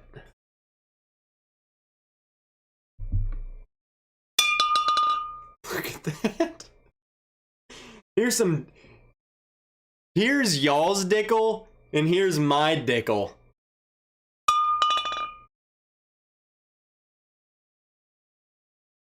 This is the dickle that Sam is used to, and then here's my dickle.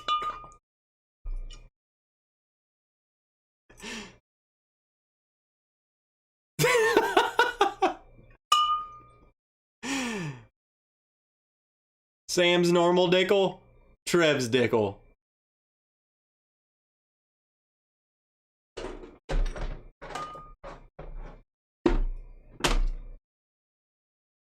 Just saying. I don't make the rules, I just follow them. Okay? I just go. I just do. Vegas art, that is not... it's not 300. It's more like a 150.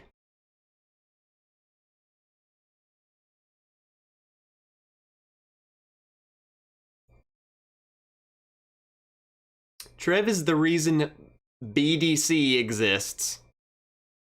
Dude, I wish, man. I wish. Let's be real. It's not true at all. Shane wants to play Warzone with me right now.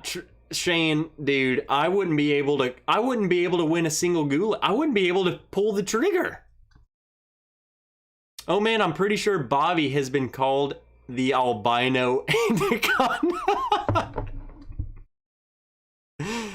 Oh my gosh. What is happening right now? Bourbon Noob coming in hot with Trev is BDC. There's no... The only person who knows that's Sam.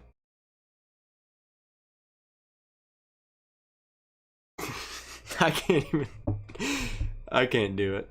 Scotch Down Under, good day, y'all. Scotch Down Under, what the heck are you doing? You're just waking up? You just had lunch? Trev started BDC. There's Sam, you're hyping me up. I'm sorry, I would disappoint. Kerber, all right, everyone, I'm going to call it a night. Cheers, everyone. Kerber, thank you for coming in and doing this random friggin' giveaway we did. Clifton, in fact, I will remember, but I'm going to write your name down anyway. You just need to, Clifton, you can just text me. What you won from me, Clifton, is you won a sample of this freaking 17-year-old Dickel. You got some 17-year-old Dickel. You ever wanted a 17-year-old Dickel without going to prison? Here you go. 17-year-old Dickel. 52.3%. Friggin'. It doesn't, and here's the thing. Here's the kicker. Here is the kicker. It doesn't actually say when it was bottled. It says when it was barreled. So it was barreled on January 22nd, 2004. So as of this date, it is 17 years old and just under 2 months. But I couldn't imagine them bottling this and then just sitting on it for a year. Like, why? Who would do that? So I would say it's around probably 16, 17 years old. So we're just going to go with 17 years old. So this is 17-year-old pick. Also, why would you not? That kind of pisses me off. Why would you put when it was barreled and then not when it was bottled? Who would do that? Why would you do that? Dickel would do that. It literally says aged, and this is pretty big font. Aged at least 15 years. Barrel number, blah, blah, blah, bullcrap. Barrel date, January 22nd, 2004. Hand selected by some person that I don't freaking know by my store. So there's no bottling date. That's kind of sketchy. But I couldn't, like I said, I could not imagine them bottling this, you know, a year ago, and then just like, oh yeah, let's just stare at this for a friggin' year. So I would imagine it's 17, or at least close enough to 17. It's probably 16 in X amount of months. Dickel is stupid. What did I miss? And why is Trev on at 1 a.m., Charles? Because Sam has drugged me with ecstasy. At least that's what I think has happened. It's not confirmed at all. And I don't do drugs, and nor is this. Zero drugs. But Sam and ecstasy. Night fam, gotta be up at 3 hours to restart servers because no one else knows how to. Jason BC, and that's why you're a friggin' legend. Because you know how. You do. Period. I texted you my address. So, okay, here's a text, Clifton. Thanks for the sample. Can't wait for the naked calendar that you're going to send me to this address. I will forward this to Sam. She will also get this. What, Clifton, what do you... Was I supposed to read this out loud?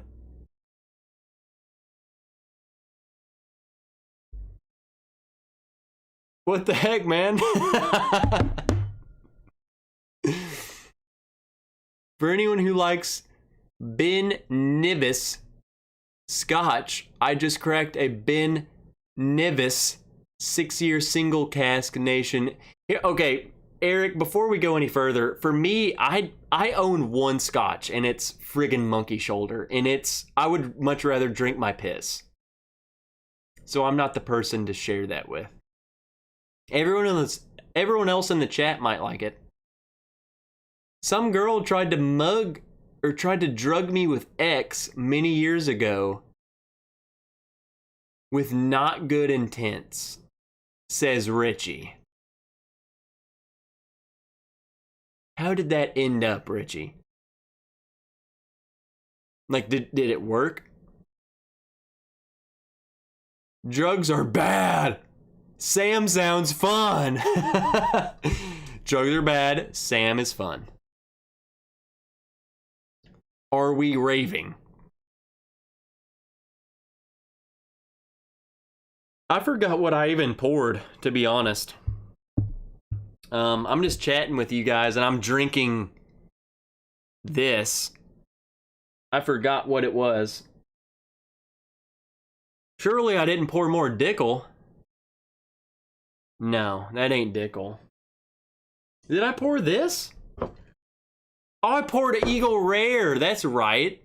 I was wondering. I was like, this smells way too soft and like fruity to be either one of these. Eagle Rare store pick. That's what I poured. Gosh dang it. Just checking in. It's time to go to work, says Charles. Well, that friggin' sucks. Trev, save the Dickel for me. Clifton, the Dickel is all yours.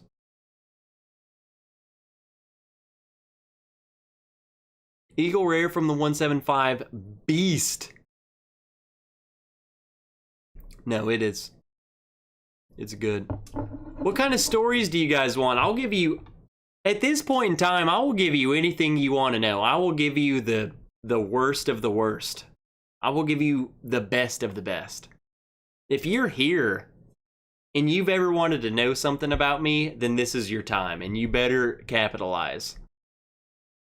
Because there's no idea. I'm getting distracted by this friggin' bug, and you need to distract me.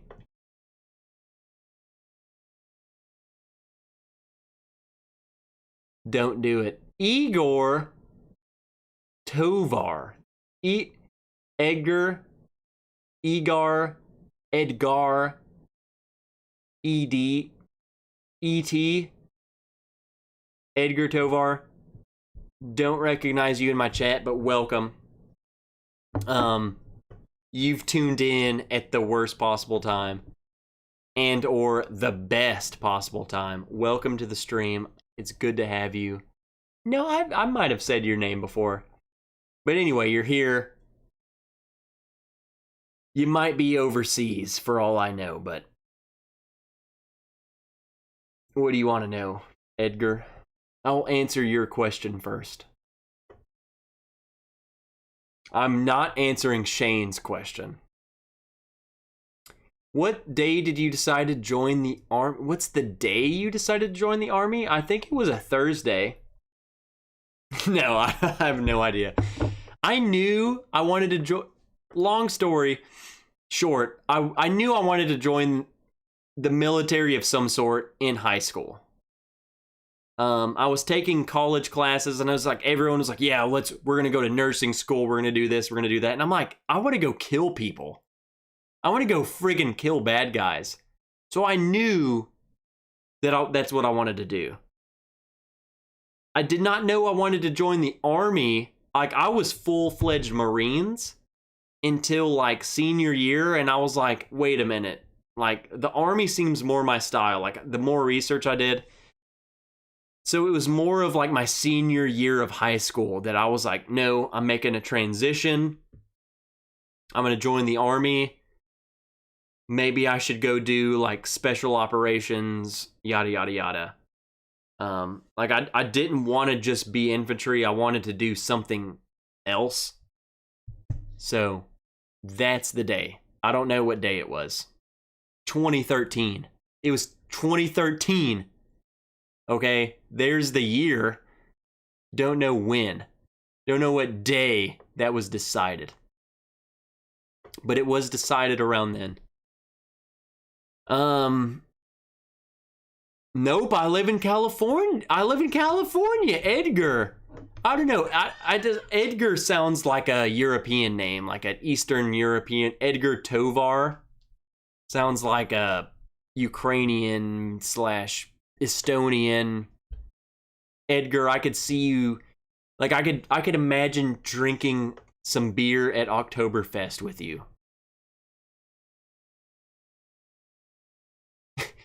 Trev watching Bug every few. He's gone. I don't know where he went, but I'm gonna friggin' kill him.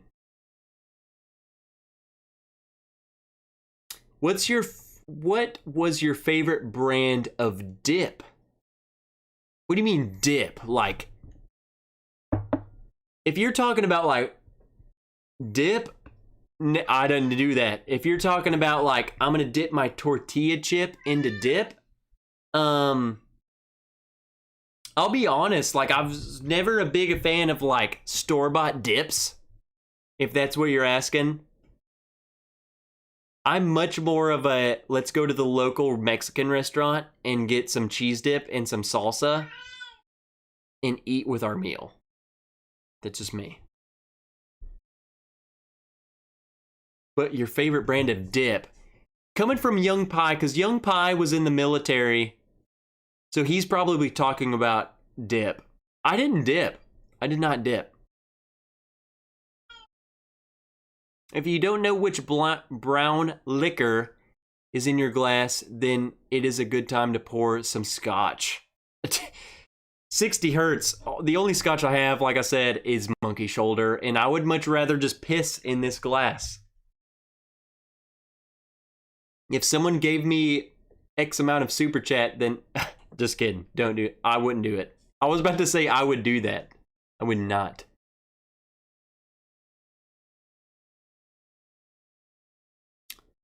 Okay, hold on. Let me scroll up because we got some more questions.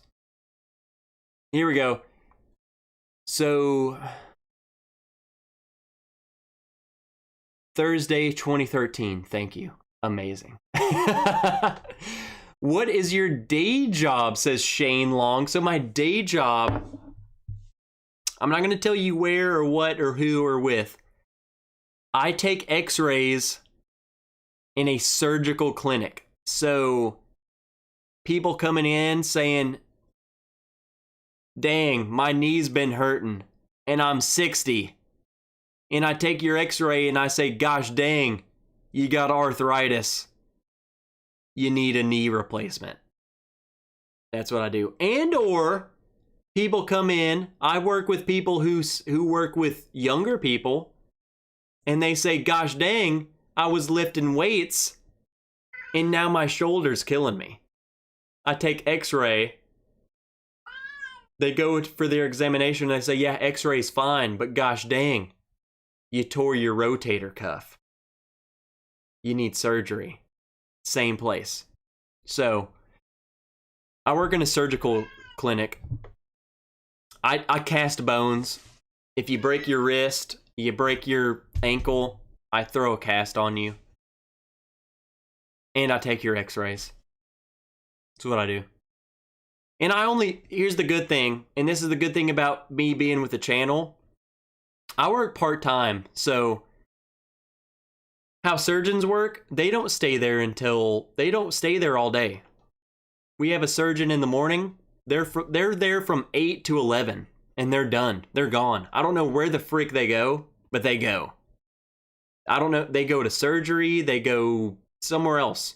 So once we're done seeing patients, I'm done. And I leave. So typically I'm leaving at like 2, 3 at the latest. So it really does help. Did you ever jump out of a C-17? No. When I was in airborne school, hold on, gosh dang it.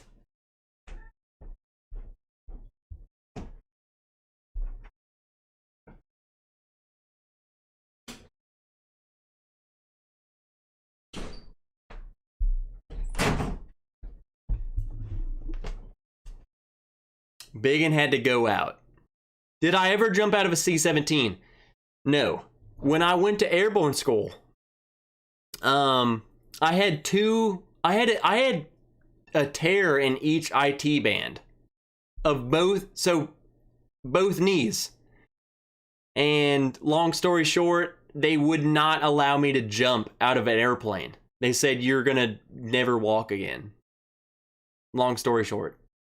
I will explain more later. I will give you every detail you could ever ask for, but I did not jump out of a C-17. No. I was there though. And thanks for killing people. Vegas Art, man, that was the best friggin' thing. I'm up for Oktoberfest. So I went to Oktoberfest in 2015. It's absolutely insane. I don't know. It's a different culture over there, man.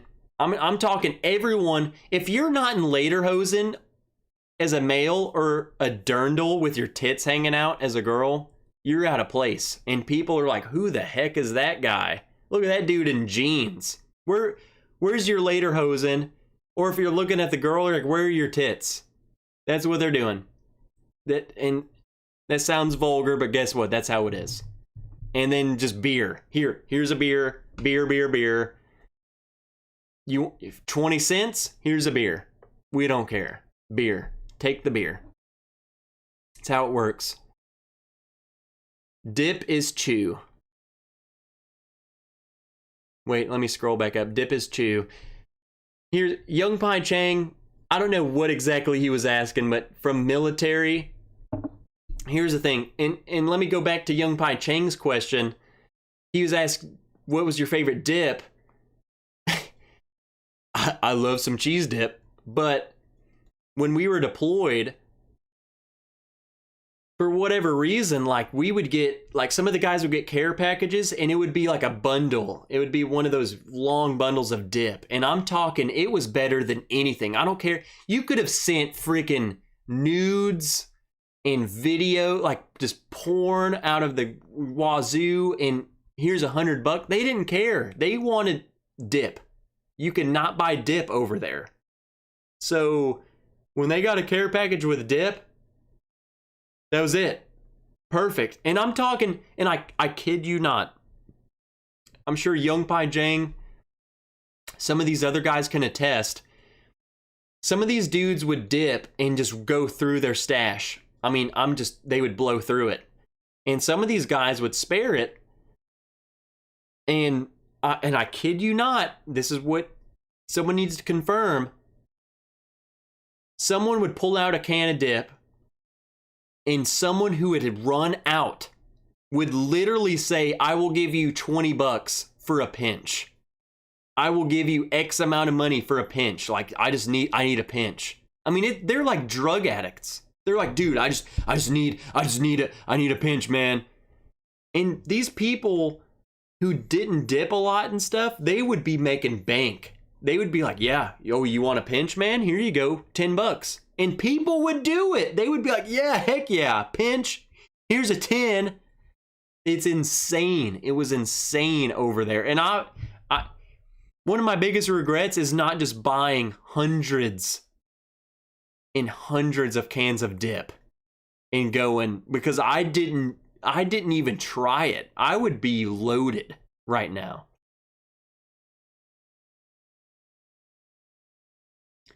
Does bourbon dilute radiation? Yes. I'm totally safe. I'm totally healed. I throw a cast on you and you are mine. Sure. X-ray tech? Yes. David Bays? Yes, I'm an X-ray tech.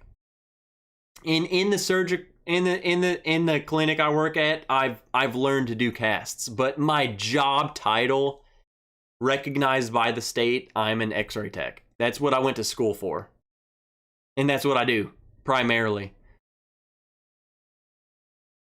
I think he killed Biggin. Yeah, Biggin's dead. He's gone.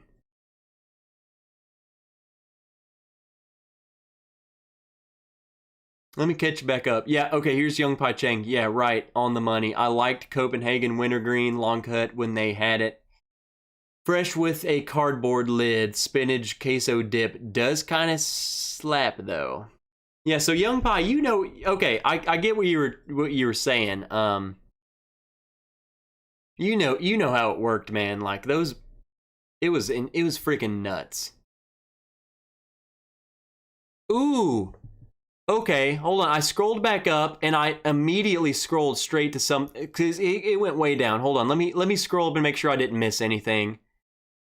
But Matt, I'm coming back to your question. Let's see. Trev, thanks for your service. Thanks for killing people. Okay, I read that. Vegas Art, you're welcome for killing. No, everyone I served with would never. In fact, I hate when people thank me. I'm like, it was a job. Like, I don't. Do you expect people to thank you for what you do now? Like, no. And that's the way it was when I was in. Like, look, I came into this wanting to kill people. I wanted to go kill people. Let's be honest. I wanted to go kill terrorists. I was not looking for thanks. This was what I wanted to do. So it's weird when people like, thanks for your service. Like, what do you mean my service? Like, I wanted to do this like, I didn't need your thanks. It sucked at times, but shoot. I'm much more thankful for people who support people who, especially when they were down and depressed, and it is a very volatile mental situation. So the people who, you know, like Vegas, who are like, hey man, thanks for your support. It goes a long way. It really does. So. And then, okay, let's get a little less serious. ADHD whiskey, where was it? Arnold Press or standard dumbbell shoulder press. So, me personally, what I do is I prefer the standard dumbbell shoulder press. I can't go heavy on Arnold Press. Like, when we start going down in front of us, I mean, I'm sure it might be better for you. I don't know. I don't look the way I do doing Arnold Press. I don't do a lot of Arnold Press. I do heavy shoulder press. I'll throw 80s up and I can do it. As long as someone, when I'm on my knees and I throw up, if someone's under me to get the initial push off, I mean, I can do a lot, but Arnold Press, I don't do a whole lot of. I will add, people who do, and here, and anyone who's watching, if you do behind the neck, anything, if you do behind the neck pull down, if you do behind the neck shoulder press, you're wrong.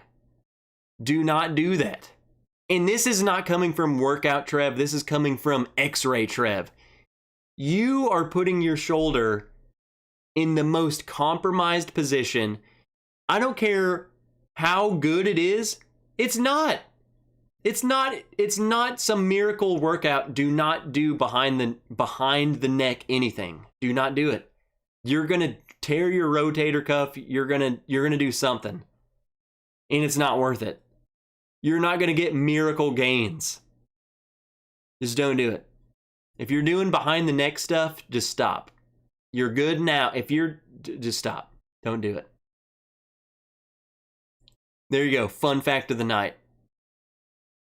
Does bourbon dilute radiation? I think I've already answered that. Yes, it does. Oh, yeah. Okay, I read that. X-ray tech. Let me scroll down.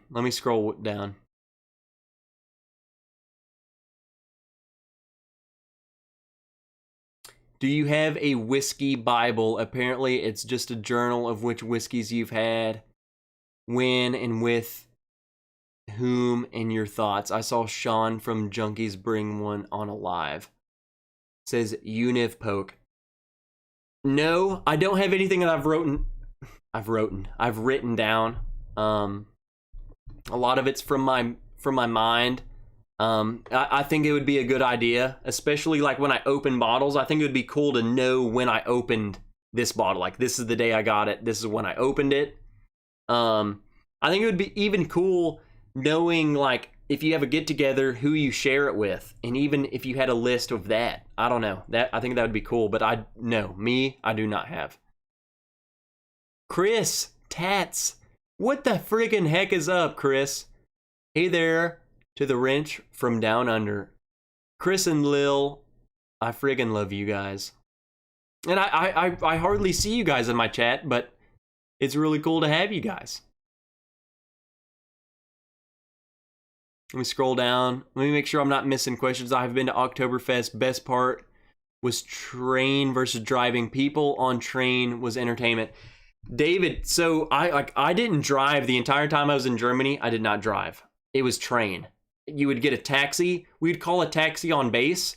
And I don't know why the taxis were allowed on the American base, but I'm talking German taxis were allowed to drive on post. I don't know how. But we would get on the taxi and we would just go to the train station. It would cost us like $4 for them to taxi us to the train station. And then we'd get a train ticket. We could get a train ticket from Vilseck to Munich, or not Munich, like to Nuremberg and back. So it would be like a to and from. And it was like 20 euro or so. I mean, it was cheap. So you would hop on the train, you'd go all the way to Nuremberg, you'd go explore and do whatever the heck you wanted in Nuremberg. And then you'd go back to the train station and you just hop back on the train whenever it came time to go back. And you'd go all the way back. I mean, it was really easy. Loved Oktoberfest, yeah. A lot of people been to Oktoberfest. Let me scroll down. Let me scroll way down. Let me make sure I didn't miss questions. I scrolled all the way to the bottom. Looking forward to catching up finally when we get back to the US and raid my hidden bunkers of pics. Chris, yeah, next time you're back over here, man, you got to let me know. I'll make a trip up to Kentucky or something. We can hang out with Chad and Sarah. Is there a secret for crunches, or is it really just diet change that change big belly? Dude, there's a saying that it will change everything. Abs are made in the kitchen. It doesn't matter how many friggin' crunches, how many leg lifts, how many anything you do for your abs. Your diet ain't right, you're not gonna get abs. That's just how human anatomy works. You store fat. It's because your body says, I don't know when I'm gonna eat again. I gotta store fat. Belly fat. Humans aren't supposed to have abdominal muscles. Everyone has abdominal muscles. But to see them, your body stores fat. It's I can use this for later. I can use this for later. I can use this for a bad time. You don't know when. You want to have visible abs in lean body, it's diet. You gotta cut calories. You gotta suffer. You gotta suffer a little bit. Let's be real. Woo, I'm back from tearing my rotator cuff. What'd I miss? Nothing. You missed shoulder presses. And I saw someone talking about a shoulder press too. Are we talking about working out right now, says the Bourbon Ace? We were. I mean, we can. I saw someone talking about the Arnold Press. I might have missed it. The Arnold Press is a really good press. I don't really do it. I much prefer just a regular shoulder. I can do way heavier. That's why. I'm sure the Arnold Press is probably better for hypertrophy and stuff, but I mean, I do it sometimes, don't get me wrong. It's not like I never do Arnold Press, but I primarily focus on just heavy shoulder press and then a ton of accessory movements. I'm ton of lateral raises and front raises and rear delt stuff and stuff. My shoulders are a strong point on me. I don't know if I've just, neglected my chest and I've used a lot of shoulder, but my shoulders are good. Let's see. Okay, Shane, see you, bud. See you, man. Favorite German dish, says Young Pai Chang. It's hard to beat. It's hard to beat a German, like a bratwurst. Like, and I'm not talking just like you go to a restaurant. I'm talking you're walking down the street and there's a little stand. There's like a little friggin' sausage dude in the middle of the street. And he's like, yeah, we're doing bratwurst and sauerkraut. And you go up to him and he's like, yeah, you get brats and fries and sauerkraut and that's it, $5. And you can't beat it. It's so good. Now, some of the favorite dishes that I miss about Germany are doners, which are friggin', I don't think that's German at all. I think it's like Indian or something, like doner kebabs. If anyone was in Germany, you know, like the Turkish people are huge and their cuisine is huge. So doners, I mean, those, oh my gosh, are those good. I miss that a lot. Abs are made in the kitchen. We'll whip up a batch right after these cookies. No, it's all about diet, man. It's just diet. It's calorie deficit. Calorie deficit. And it's prioritizing. You lose weight. It doesn't matter how many calories you eat. It does. I'm talking, if you eat this amount, you lose calories. It really doesn't matter what you eat. You're going to lose weight. But you have to prioritize your macros to say, okay, I need this much protein to still maintain my muscle, but I am losing weight. Like, I don't want to just become a skeleton. And if you're really big, if you cut too many calories, I mean, you just can't do it. Like, you're going to be way too hungry. It's physically unsustainable. And that's just human nature. It's unsustainable. You have to find a balance of, okay, I can cut 500 calories and slowly lose weight. You're going to suffer. But you're not going to suffer if I'm like, yeah, I'm going to be losing a pound a week. You can't maintain that. I mean, it's just the way it works. It's human anatomy.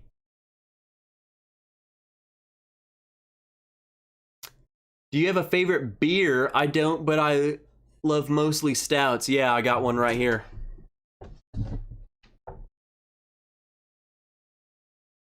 Shoot, I don't. Yeah, I do.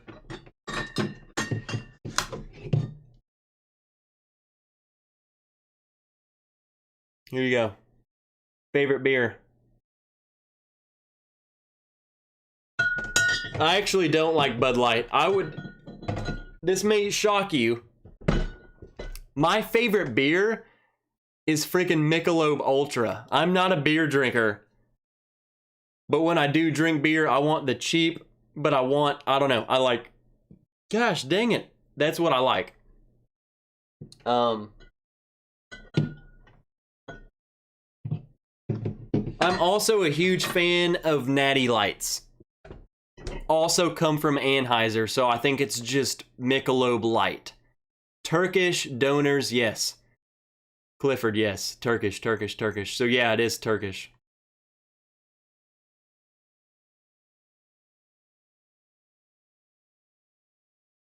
Make sure I didn't miss anything. You can't out-train a crappy diet. No, it doesn't matter what you're doing. Unless you're freaking on steroids, which and here's the thing, gosh dang it. I don't care. I'm not against steroids. Like, if that's what you want to do, I'm all for it. Take steroids. Like, but I'm against people who take steroids just to look good.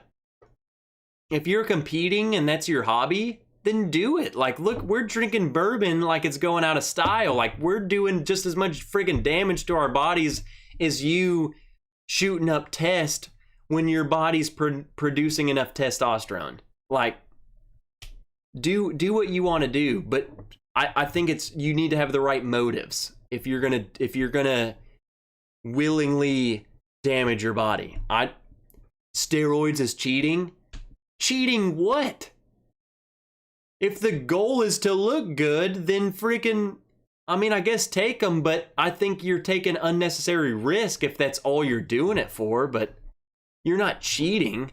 And if you're a bodybuilder, you have to take steroids to freaking compete. Unless you're in a natty category, but who does? No one does that. Let's just be real. Let's be honest. You just don't do that. I mean, there are, but majority of people don't do that.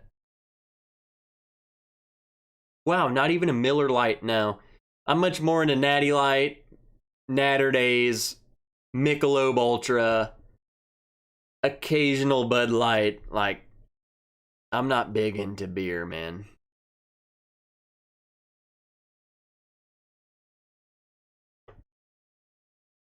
Let's see, I've been impressed with Scotch Malt Whiskey Society. I'm not a member. I don't know anything about it. Natty Daddy. I would say I'm half natty. I'm not actively taking, I've taken stuff before, but I've never taken steroids. I've definitely taken, like, on the border, you know, like SARMs and, you know, friggin' pro hormones. Like, I've done it. Let's just be real. Like, anyone who fakes it, you're a friggin', why? Why are you lying? If I was on steroids, I would be, like, why would you lie about it? I think it's silly. But I'm not actively on anything. And yeah, that crap works, man. Even the SARMs, like, even the cheap, like, even the steroid, you know, like, alternatives, they work.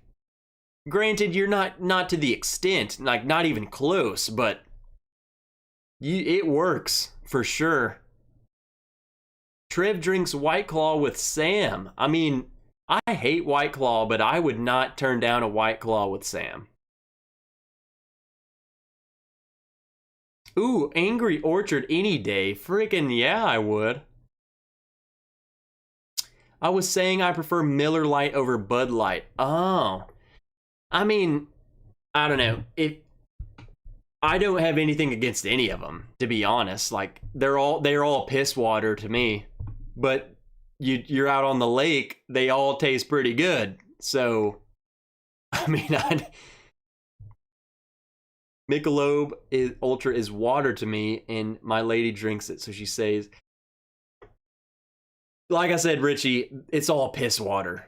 It's like it's water in beer flavor. I mean, to me, I don't drink it to drink beer by any means. I drink it because I'm out on the lake and it's hot. And that's just the flavor that I like. Loved Edelweiss beer when I was in Germany. I mean, I was much more into, honestly, like, I loved Hefeweizens, and I loved, like, the Dunkelweisens. Like, the dark beers in Germany were really freaking good. I don't know. I also wasn't big into beer, so I didn't really know exactly what I was ordering. I just knew that it was cheaper to order beer in Germany than it was a Coke. So I was ordering beer all the time. And I was usually just ordering what the other dudes were like, "Oh, you got a Hefeweizen? I'll take a Hefeweizen." I mean, I didn't know what I was freaking drinking. Just beer. I knew I was drinking beer. Oh, that's a light beer? That's a dark beer? Okay. I had no idea.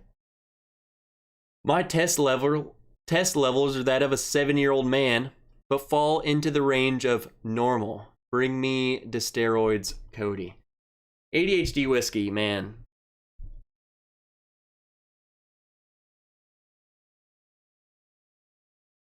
You can... It's obtainable. It's obtainable. Now here's the question, and here's the real thing, man. And I'm no expert. You start taking, let's use test. You start taking test when your body is saying, here's test. Your body starts saying, I don't need to make that. So your body stops making test. You get to the point where your body just doesn't make it anymore, and now it's like, whoa, where's all this test you've been shooting in your butt? I don't make that anymore. I have it. Where did it go? So it's essentially like you're gonna have to kind of, it gets to a point where you have to take it forever. You know what I'm saying? You gotta just, you can't just take it and then just be like, no, I don't want to do this anymore. Because then you're gonna be shut down, and then you're gonna be going to your doctor because your friggin' dong doesn't work.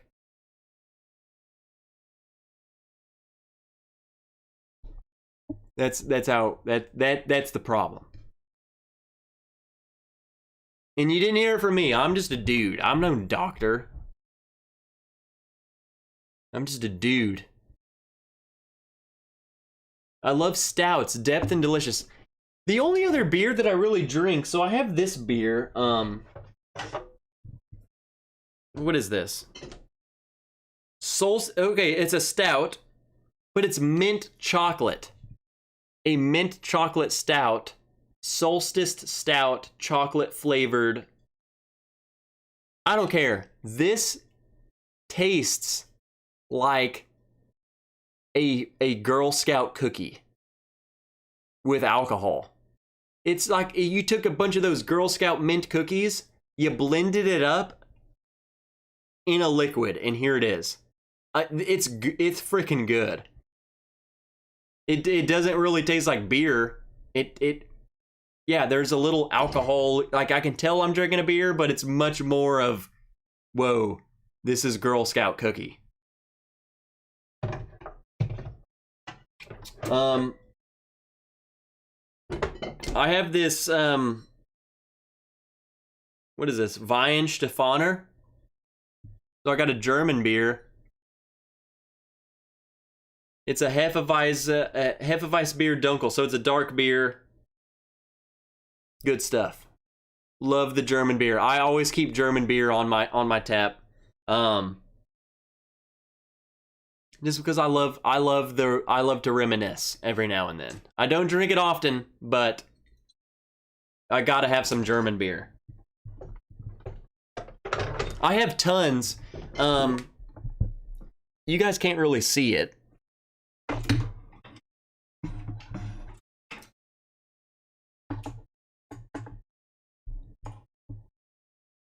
So up there, I got all kinds of freaking, you can't even see it. I'm done trying to show you. So up above me, tons of freaking nutcrackers and what are them freaking things called? Steins. I have Steins from Germany. I have all kinds of German stuff. It just reminiscing. I was gonna see if you could see it. You can't friggin' see it at all.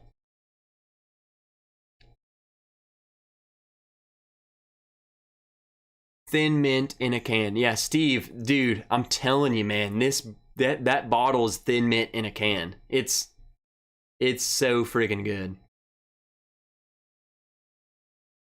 Any thoughts on the 1792 lineup? Says Alex Halverson. Alex Halverson, for one, you've never chatted in my chat, so welcome. Don't know how you found me. If you've been lurking, then welcome. But Alex,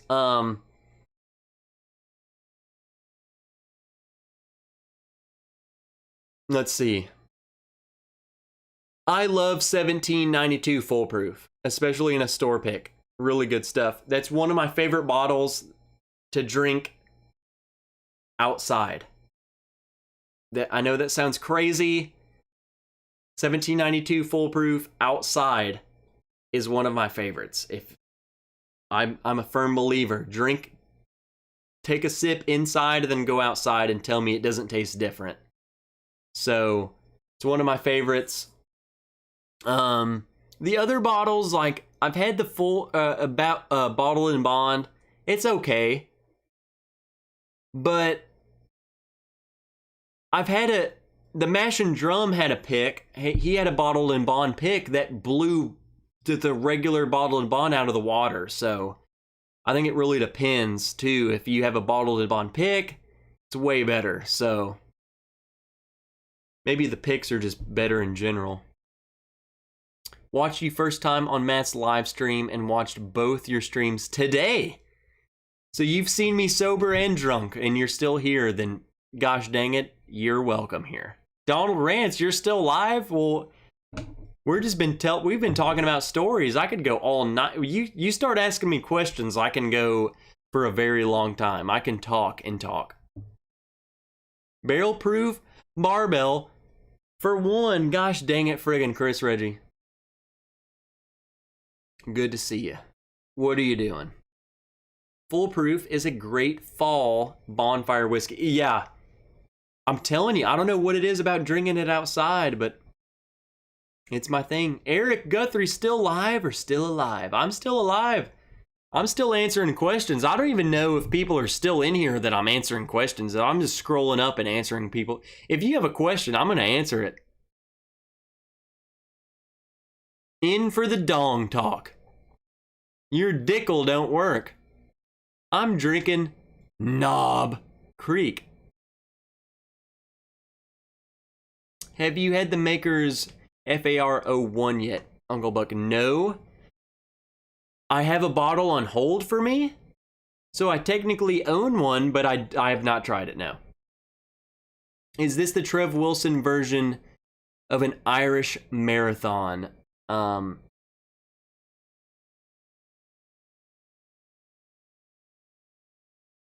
Yes.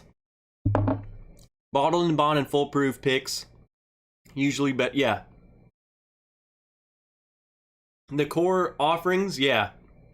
For sure. In fact, the bottled and bond, we don't really get picks of it here. The foolproof, we do. And if it's just a regular offering, I don't even buy it. I will only buy it if it's a store pick. Core range flight in the future, says Richie. Richie, it might take a while, and I will do it. If that's something people would want to see, it would just take me. I was at my store today. On the shelf, the only thing they had was the regular $17.92. Now, like I've said, they will get the bottled and bond. They will get a case of it. And then once it's gone, it's gone. And then a few months later, they will get a foolproof. And once it's gone, it's gone. And then they will get a single barrel. And once it's gone, it's gone. I have never seen all of the offerings on the shelf. It's like the regular version's there, and then one bottle next to it. And whatever bottle's next to it is different. They never have the same friggin' crap at the same time. What about port finish, sweet wheat, high rye? So the only one that I've tried is the only one that I've also owned, Alex, and it's the sweet wheat. I've never tried the port or high rye. I have no idea. I do own sweet wheat. In fact, the problem with it is that I paid $40 for it, and I love it. I love that bottle for $40.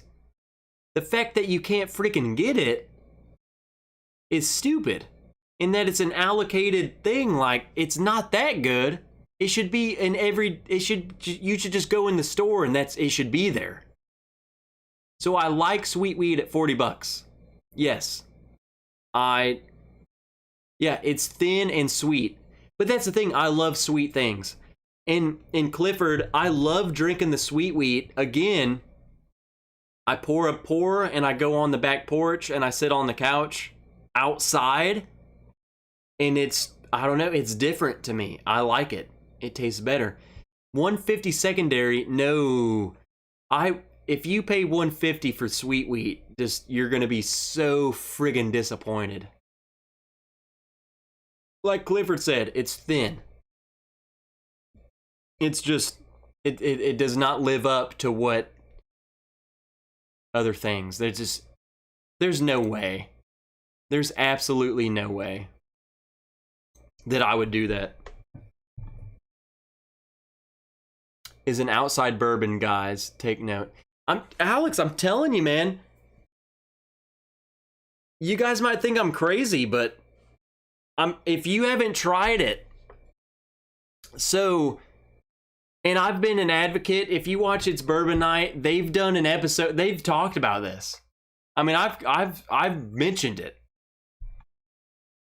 I had a 1792 foolproof pick that when I drank inside,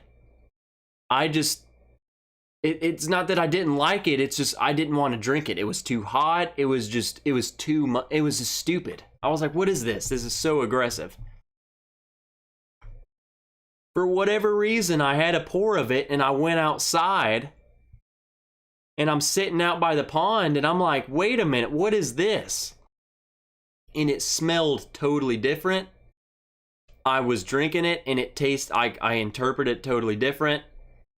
And from that point on, that bottle became one of my favorites. And I went and bought another bottle and I only drank it outside, like all summer long. Like if I went outside, if I was by the pond, if I was by the pool, that's what I was pouring. So I don't know if the air just made the alcohol evaporate. I don't know, but it tastes different. I'm telling you. You friggin' try it. And then come back to me. It's different. And you're either going to like it better inside or outside. But I'm telling you, it's different. I'm not telling you it's better outside. For me, it was, but it tastes different. It tastes different. And a lot of things taste different outside. I think everything does. But I think some are kind of, I don't know, like 1792 drinks really hot. I think it has a lot of alcohol on it. And when you go outside, I feel like a lot of that alcohol kind of evaporates in the air a bit more and you're getting a lot more of what 1792 is. You're getting its identity. You're not getting just straight friggin' alcohol. That's just me though. Stand by. Clifford is literally testing this right now. When I get a chance, I will get you a sample of Redemption Weeded. I have not had Redemption Weeded. In fact, anything with the name Redemption in it, I have not tried. What's the proof on the Redemption Weeded? Okay, that's a question for Clifford. I have no idea. Smells different outside for me. And it does. Outside, so I'll give you this too. When Old Forester, I never got banana on any of their stuff. But until I went outside and I tried Old Forester 1920 outside, and that was the first bourbon I've ever remembered getting banana on. And after that moment, I was like, wait a minute. I think this is what people are calling banana. And after that moment, other Old Forester products, I got that note. I could find the banana. So Old Forester 1920 outside is what kind of opened me up to this banana note. I don't know. And I'm just being real. Loving the curved bill. I mean, it's growing on me. I mean, I can pull it off. It's just not my style. It's not that I look stupid, but it's not my style, so I'm not used to it. Trev, do you have an all-time favorite bourbon? It's tough for me, but probably George T. Stagg 2020 or 2012.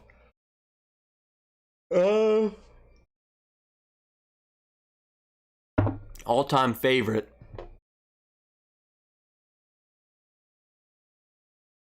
It'd probably be... It's not going to be an allocated bourbon. Because guess what? I've never owned one. I mean, okay. I've never owned...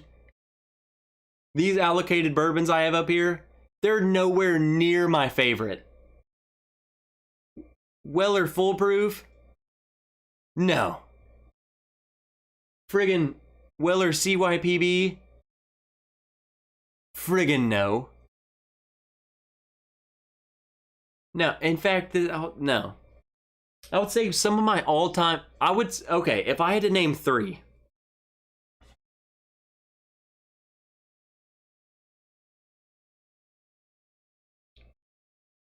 I've had a couple pours of William LaRue Weller.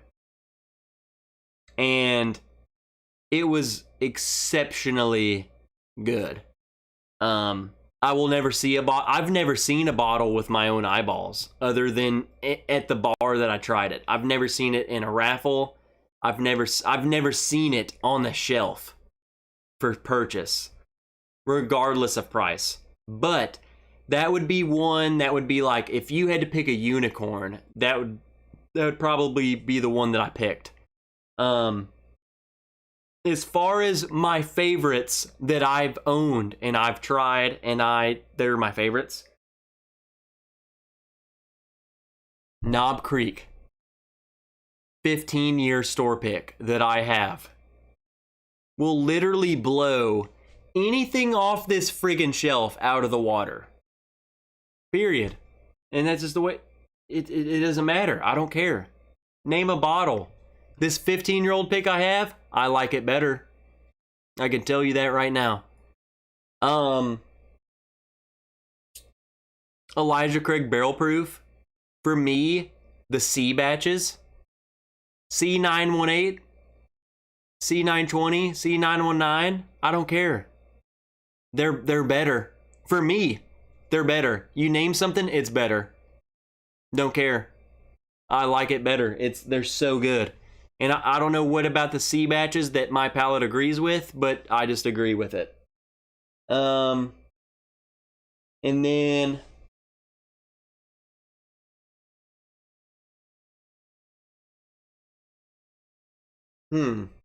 probably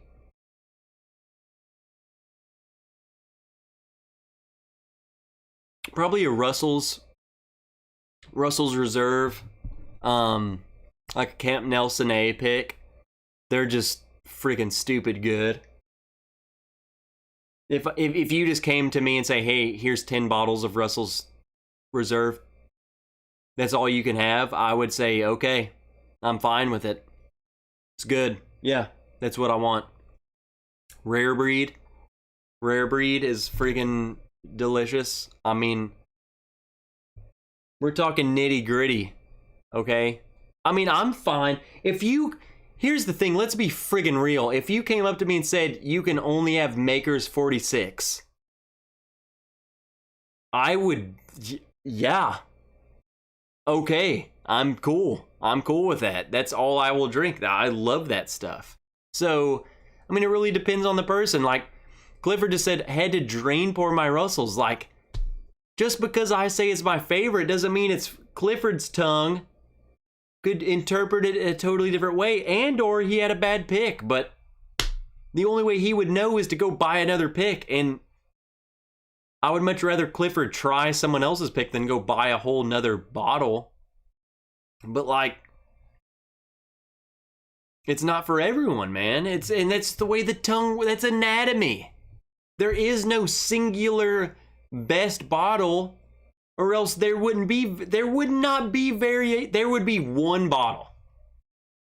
And that's all you could ever buy, because that's just, it would be the best. If there was a best bourbon, that would be the only bottle that would be on the friggin' shelves. And it would be just iterations of that bottle. Because of money. And that's not the way the palate works, so.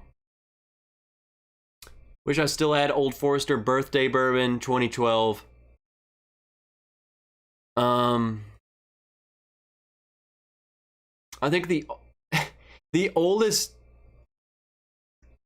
What did Matt send me? I think Matt sent me some 2012. And I called it Maker's Mark. Wish I could have gotten you a sample of Booker's 2015-03 for your stream earlier. I really think it's my top 3 all-time favorite. I mean, here's the thing. I've never been like, if you missed it, I said the only Bookers I've ever had was 2017-04, which I owned. And I wasn't a big fan. So all of these Bookers tonight were a first for me. So there's no telling what is my actual favorite. I have no idea. I stopped buying into Bookers after the first bottle I bought.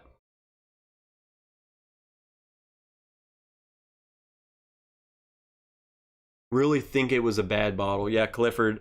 I mean, if you like Rare Breed and you like Wild Turkey 101, there's no way you could possibly dislike Russell's.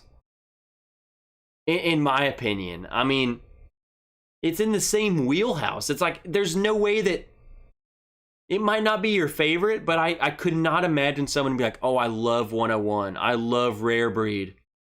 Russell's is the worst thing I've ever had. Like, there's no way. I could not imagine. I could not imagine that. It might not be your favorite of the bunch, but there's no way that you would hate it. So I think it, like you're saying, I think it's probably just, something was up with it.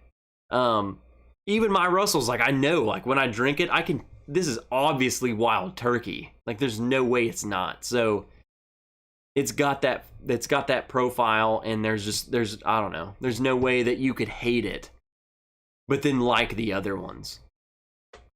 It's kind of you kind of like them all, and you have one that you like more. What's up, Swanee? Gosh dang it. Just wanted to say cheers. Sick as a dog and can't stay on. Hope gosh dang it, go rest, man. Go get you're already in bed. Go to sleep, man. Take some sleep medicine and get out of here. Just picked up some Rare Breed Rye, but haven't opened it yet. It says multi-casking. Never said your name. You've never chatted in my chat. But welcome. Rare Breed Rye. So I'm not a big rye guy. But I liked Rare Breed Rye. I went and bought it as soon as it showed up on the shelves, and I'm glad I did because it disappeared that day, and it's never been back since. So there are other ryes that I like better for me personally, and that's just because I'm not into rye. The less rye tasting, the better. We're talking Old Forester rye. We're talking Knob Creek rye. I love it. The more it starts tasting like Willet rye and friggin' 100% ryes, I'm kind of just, I have to be in the mood. Expectations for Russell's 13. What is Russell's 13? Is there like a new friggin' thing coming out? Is like a new special release? What is that? What are they doing? Yeah, new to the channel. Well, heck yeah. We typically don't do this. You typically don't see me this drunk at 2 a.m. my time, but figured why not. We've been live for 6 hours tonight at this point. Pikesville's good. I like Pikesville. 1792 Sweet Wheat is asking like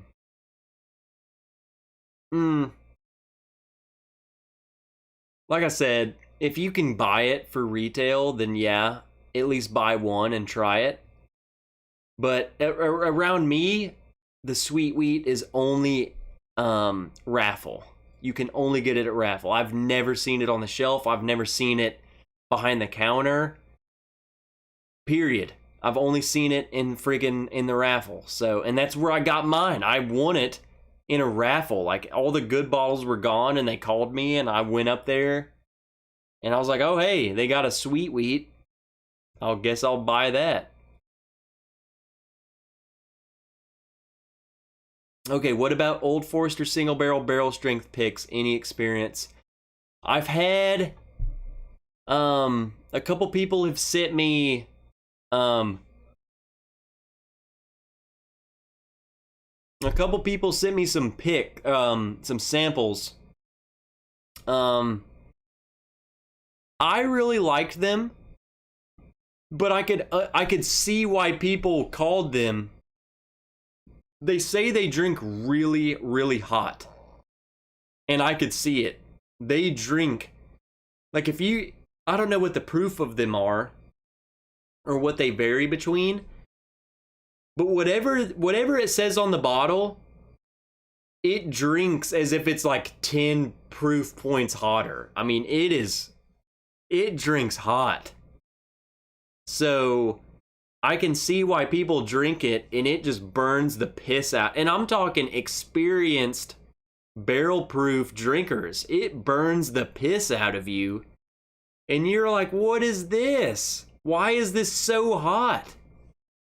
So that's just me. I liked it, but I also tried it after I had consumed quite a few other pours. So if you can get it for $100 or less, I would say buy a bottle of it and try it. But if your store marked it up to like $150, tell them to go friggin' sug it. I have an Old Forester 100 proof pick. It was $49.99, and it's freaking delicious. So if you're telling me the barrel proof version is $50 better, then you better be offering samples at the bar in your liquor store. You better let me try it before I buy it, if you're telling me that it's $50 more. And if you're not, then you can sug it. And or you can sell it to me for $75.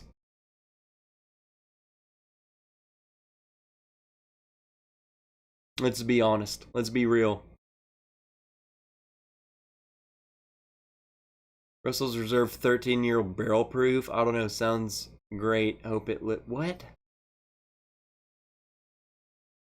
At some point, you and I need to be on a live stream together to opposite sides of Whiskey World. Donald, I'm in, because as long as, Donald, I can supply you with whatever you want, and all I ask of you is that you supply me with just what you think are really good Irish whiskeys. I don't care. You don't have to send me like hitters. The only Irish whiskey I've had is Redbreast 12. So, and I'm talking, you can send me Scotch, I don't care, but you're the Irish whiskey Yoda. So I need to know what they're all about.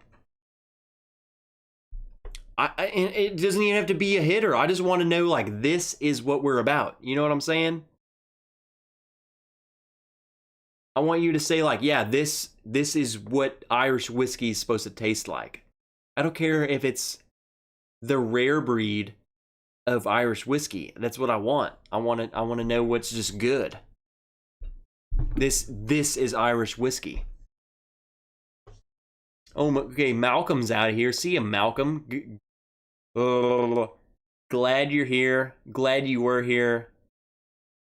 Hope you're not as slammered as I am.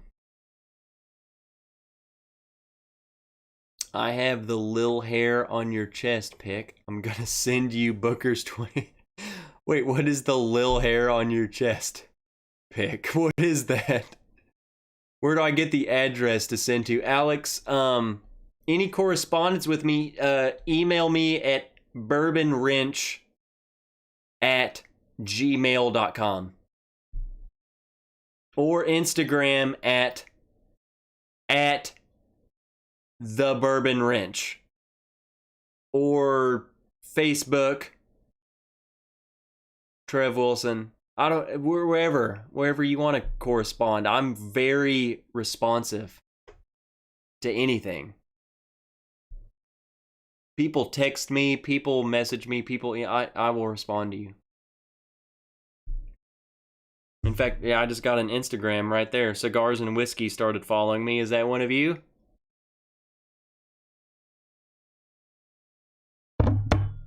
My phone's always there, man.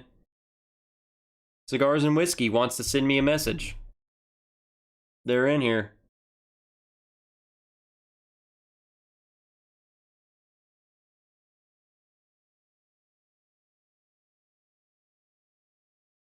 That's me, Alex.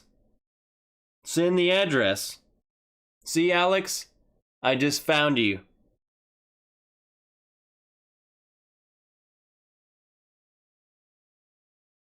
There, I followed you.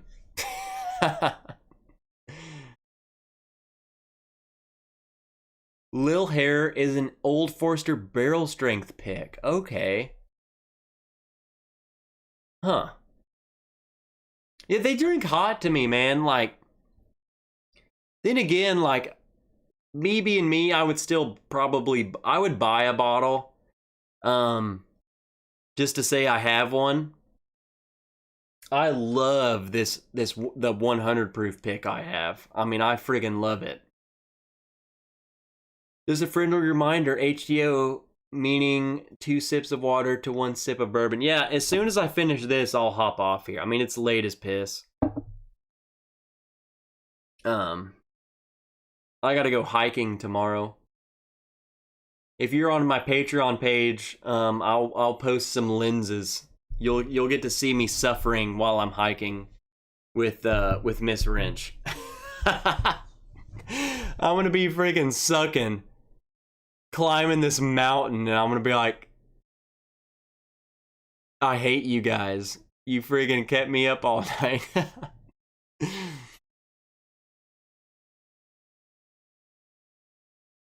No, Richie. I like doing these late night ones sometimes. Typically, I just go 2 hours. I go 2 hours every Friday. I like to do these off the rails ones, you know, and just kind of talk whatever. And it's totally different. It's totally different than when I do the live stream earlier. Like, the vibe is different.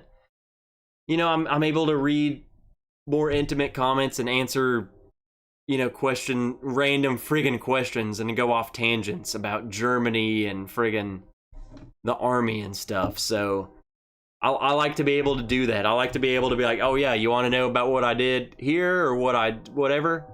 I like to be able to do that. So I like doing these late night friggin', you know, there are no end stops, you know.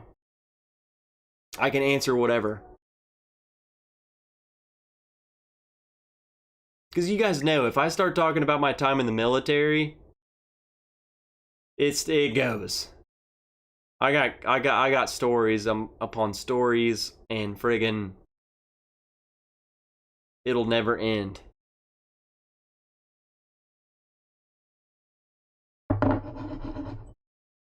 I'm still smelling some Dickel. What's up, top shelf Dustin? You're an animal. 3:30 here, and you're still going. I've only just begun.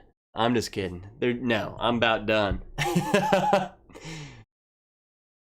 I'm about done, man. This is doing me in Vegas, Art. I'm sure you're in Vegas. It's freaking midnight around where you guys are. Richie, you're in California too. You guys are 2 hours behind me, so you're where I'm typically at this point, where I'm ending. So it's good for you friggin' West Coasters who are, everyone else is calling it quits, and you guys are like, well, I'm just getting started.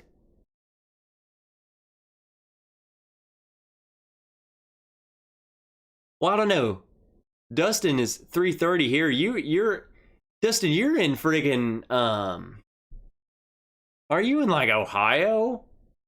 You're an hour ahead of me.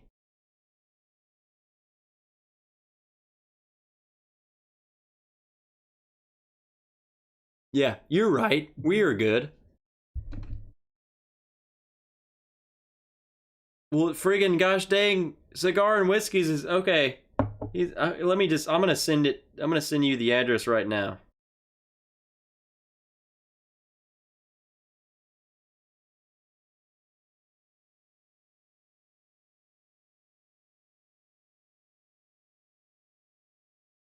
It's pretty amazing. I just sent that address.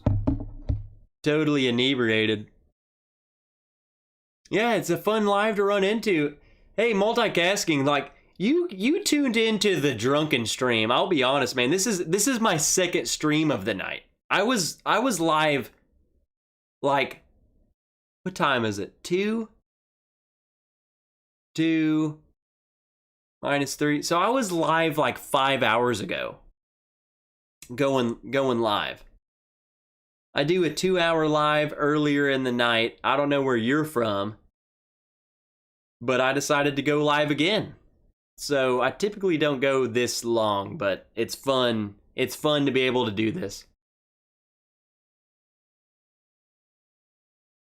You're going to hike tomorrow. Yeah, so it's supposed to be you're from Kansas? What? I'm from Arkansas. I'm from Arkansas, man. We're right by each other. I'm from Arkansas, so we're not too far off. But yeah, Richie, hiking, so Miss Rich and I are gonna go, we're gonna take the dog for her first ever hike. So I do not have high hopes. Our dog is, I say our dog, it's her dog, but it's my dog. She's enough of a little piss head that she's gonna bark at every human that we walk past. So I don't know how it's gonna go, but we have a pretty secluded spot. It's a really cool waterfall, and it'll be a good first time for the dog. So that's what we're doing tomorrow. It's easy. I can show up hungover without it killing me. Yeah, Dustin, it is fun, but I'm spent. Night, everyone. Yeah, it's 2:30. That's what we call the river here, spelled an Arkansas River, but it gets pronounced here as Arkansas River. Are you friggin' kidding me?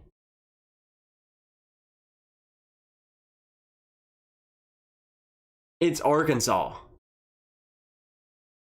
It's not Arkansas. Even in Kansas, the Arkansas River is still the Arkansas River. I'm just saying. Like, I know that might be what you say, what you call it, but everyone's friggin' wrong.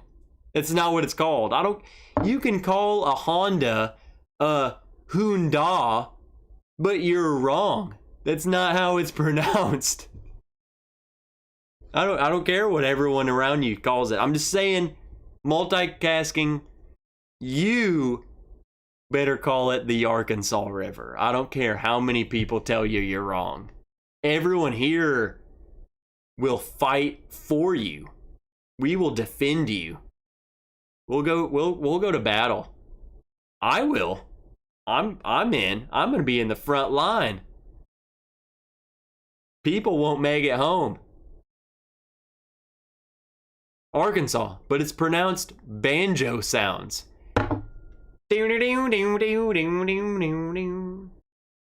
Arkansas. You can only argue Arkansas pronunciation after some whiskey. Look, here's the thing, man. Like, and you know what's one last thing before we go, guys. one last thing. I've Googled it, so I know I'm right. Arkansas it became a state in 1836.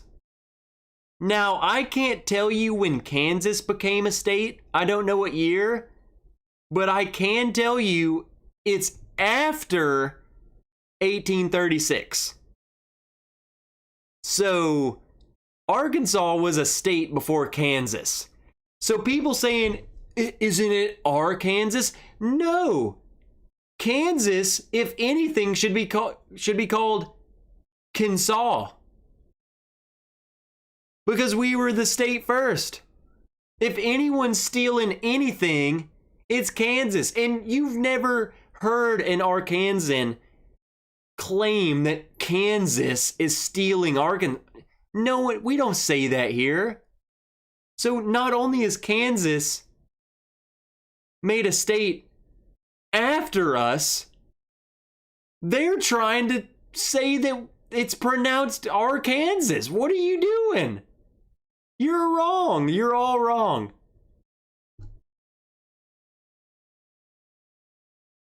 I'm not in Kansas. I'm in Kansas. We're in Arkansas. I'm just saying. I don't know where it came from. Like, I feel like people in Kansas, okay, I say that, but Multicasting already said they call the Arkansas River freaking some bullcrap. I just feel like most people in the country, or I don't know, maybe they call it Arkansas, but you're freaking dead wrong. Bourbon noob, you're still going strong. I mean, we're wrapping it up. I'm gonna finish this, dude, and we're gonna call it. I got stuffs to do. And by stuff, I mean I gotta wake up and go buy some Pedialyte. I don't know, man, like, no one here gives a crap that you call it Arkansas, but if you did come here and say, if someone heard you say like, oh, Arkansas is a beautiful state, someone would probably fight you. And by fight you, I mean they would just come and hit you. It wouldn't be a fight. It would just be, I'm gonna hurt you. So I don't know, some redneck would hear that back. We're not Arkansas, we're Arkansas. Bam, you're done. Some freaking hillbilly would nail you. Me, I wouldn't care. I would be drinking bourbon, I wouldn't friggin' care. Y'all don't say that. Arkansas.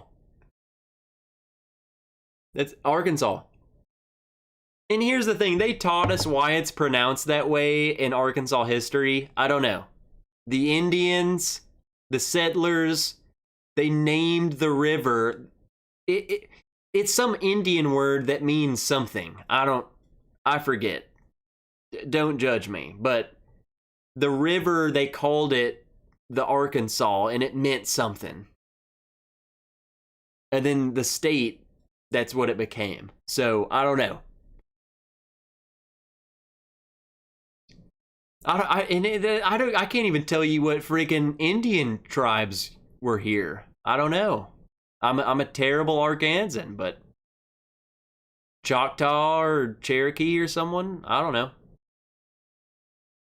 But the river, they called the river the Arkansas, and it meant something. I forgot what it meant. Like it meant like the downward people or something. Something weird, I don't know. And whenever the state became a state, whenever it was purchased with the Louisiana Purchase, they said, oh, well, the freaking that Arkansas River flows through that territory. Maybe we should call it Arkansas. And there you go. The Indians are calling that river right there is calling it friggin' the Arkansas. And that's right in the middle of that gosh dang territory they just bought. Can't call them Indians anymore. Who said that? Did they say that? If the Native Americans. I have Native American friends. And not a single one of them told me that we can't call them that. That's all I'm saying. We're drunk and it's too late. We can't get into that. All I will say, and this goes for gosh anything, people. Do not get me wrong. No, Vegas Art, I'm not saying you're arguing. I'm just saying, like, social justice, whatever they are going after, they're going to go for it. And they will win. This is the way society is right now, so. I feel like the only people who are getting offended by when I say, yeah, the Indians were here in 1830 and they named the river the Arkansas River are not Native American people. I think it's some other group of people who were like, what? Calling them the Indians? I'm friggin' Indian. I have Indian in me. No. God, man, social justice warriors over here. What? Here's the thing, and I only say this because I served with and I fought with friggin', and I'm gonna say it, I served with black people, Indians, friggin' Asians. Guess what? That's what they're called.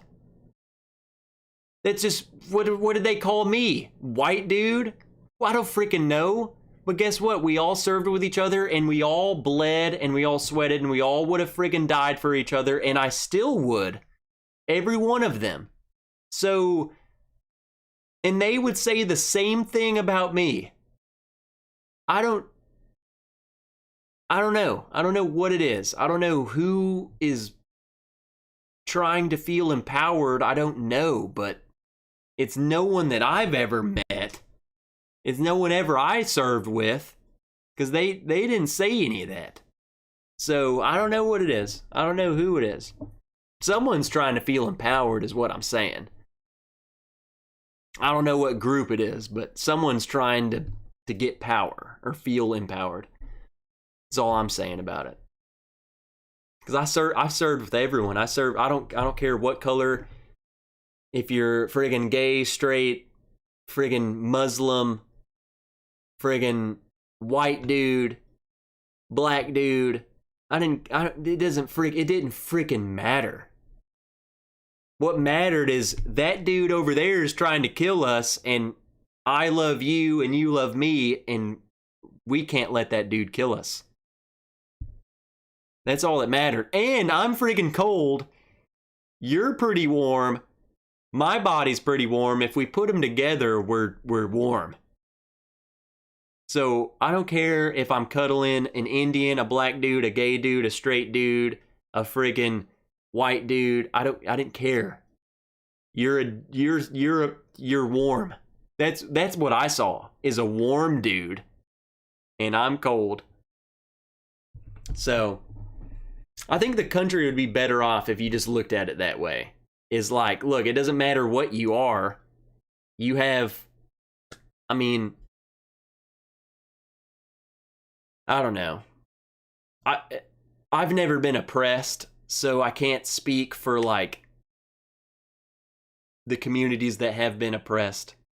But if everyone just kind of was like, yeah, I'm this dude, and I feel like eventually it'll get there. But do you have any Irish? Not that I care. Like in my blood? Or like in my cabinet? Because in my cabinet, no. As far as in my blood, then yeah, a whole half of my family comes from friggin' Ireland, like my bloodline. I'm majority Irish, if that's what you're asking. But Irish whiskey, no, I don't own a single Irish whiskey, and it's not because I don't want it. It's because they hardly sell that crap here. And I don't know why.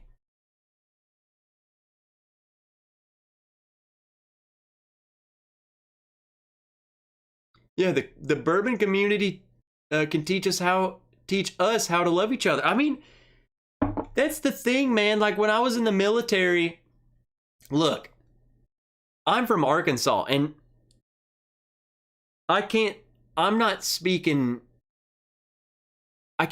bad on where I come from, but the city that I am in,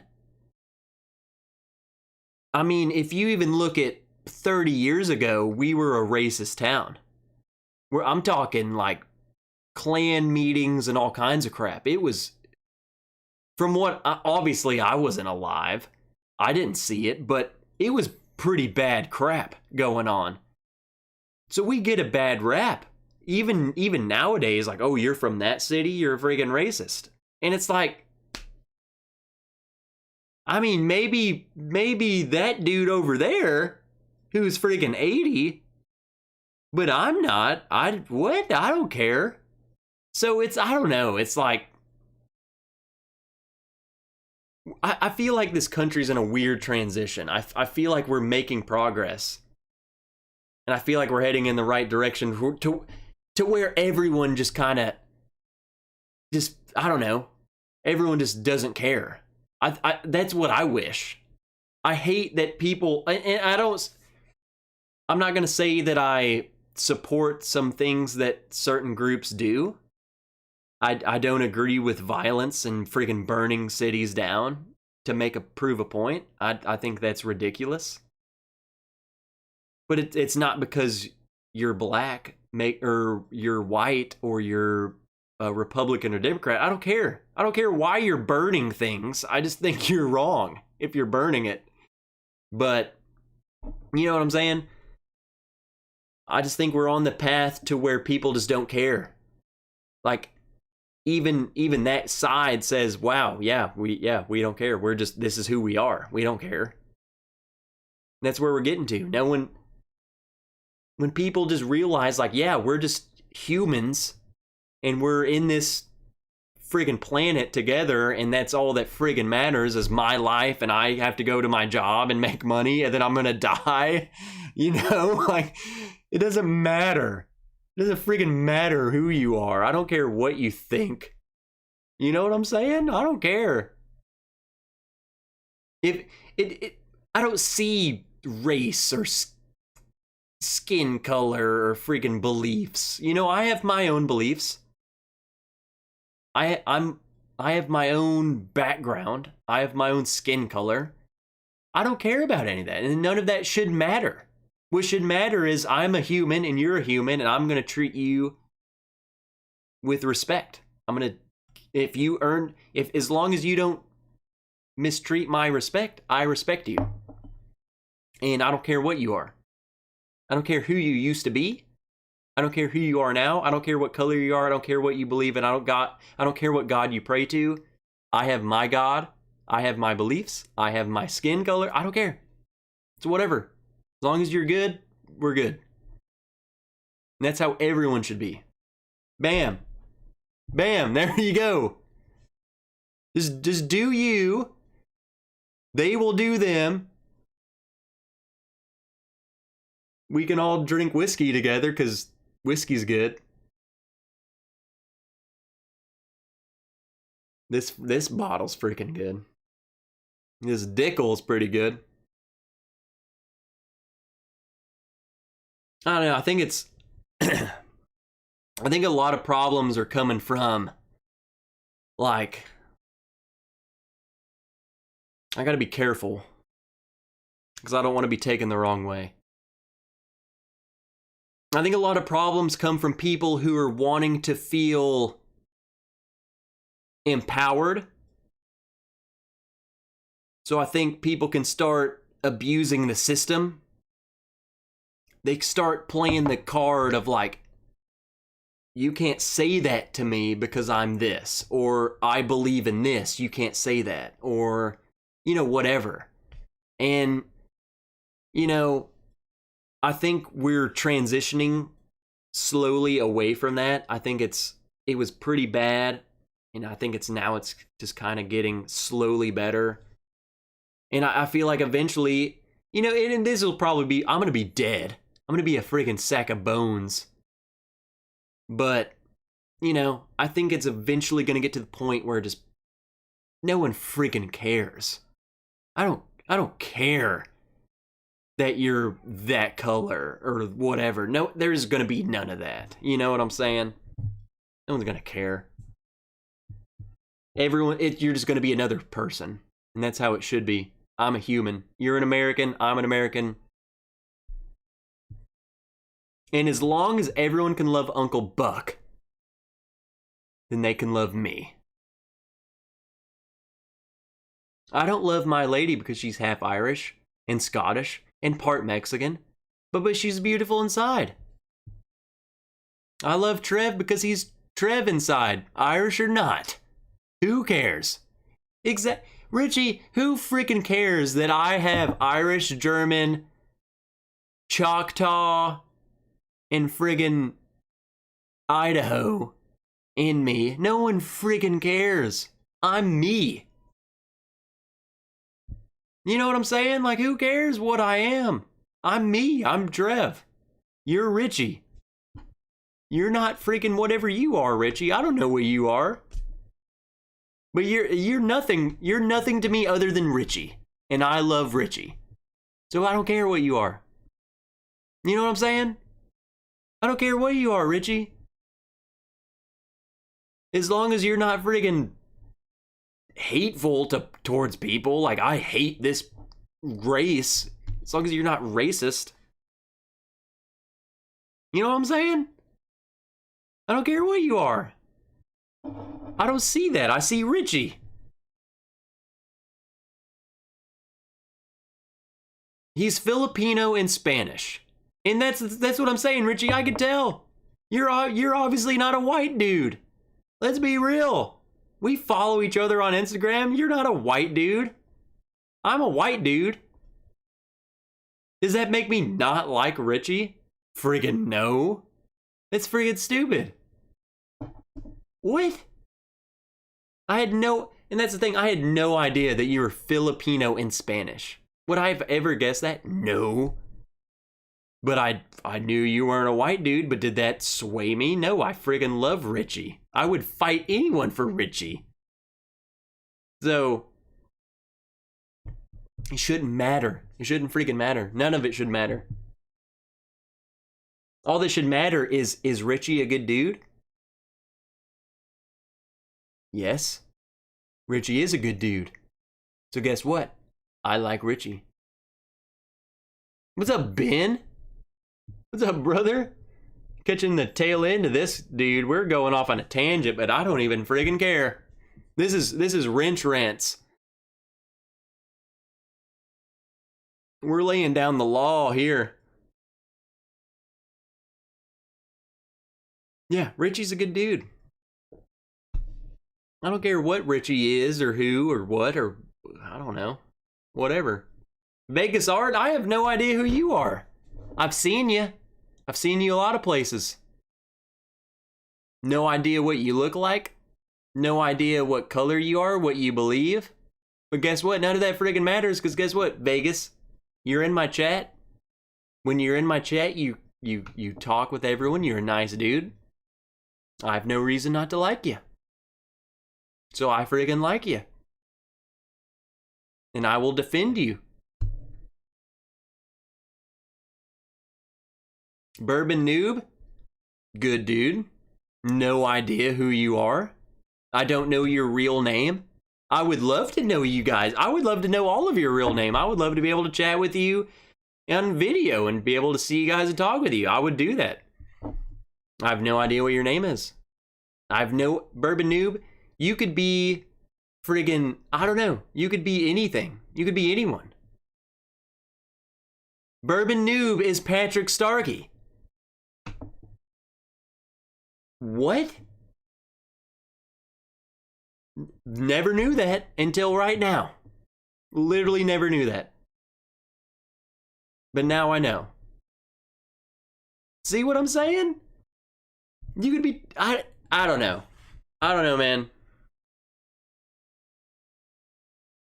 Ben says, I love Trev, even if you don't enjoy scotch much yet. I'm getting there, man. I'm getting there. Multicasting is Charlie. I can remember that. My dog's name's Charlie. So if you're as good as my dog Charlie, you're good to me. You're good to me. Mind-blowing revelation, I know. That's the thing. I don't know. You see names and it's like there's so many people to keep up with, but I should remember that now. Multicasting, Charlie. Casking, Charlie. Multicasting is Charlie. Okay. Ben Sacro. Ben is Ben. I got that one. Your dog sounds really friggin' cool. Yeah, he also, his eyeballs are friggin' jacked up. He's having an allergic reaction to something. His eyeballs are just, he looks stupid. So if you look stupid, then you're right on point, brother. Yeah, man. At some point, I switched to my other channel and just stayed. That's the way you need to do it. And that's, you know, people start like I said, Bourbon Noob. I've been like, who the heck is Bourbon Noob? But now I know. And it's like, it'll stick with me. I will know. And then it just kind of, it'll help you. Other people start knowing you as, yeah, oh, wait a minute. That's Patrick. Just the way it goes. I'm just enjoying the last of this Dickel before we hop off here. It's because it's late as heck. For me, anyway. And honestly, I'm getting more hungry than anything.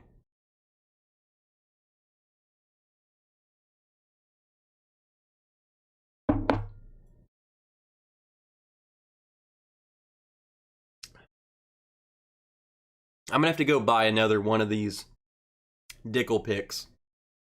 Dickel picks. I don't know. The only reason why I would is because I don't know how often they're gonna do this. This is a 17-year-old pick. Like how much of that they have in stock? One of these 15-year single barrel picks.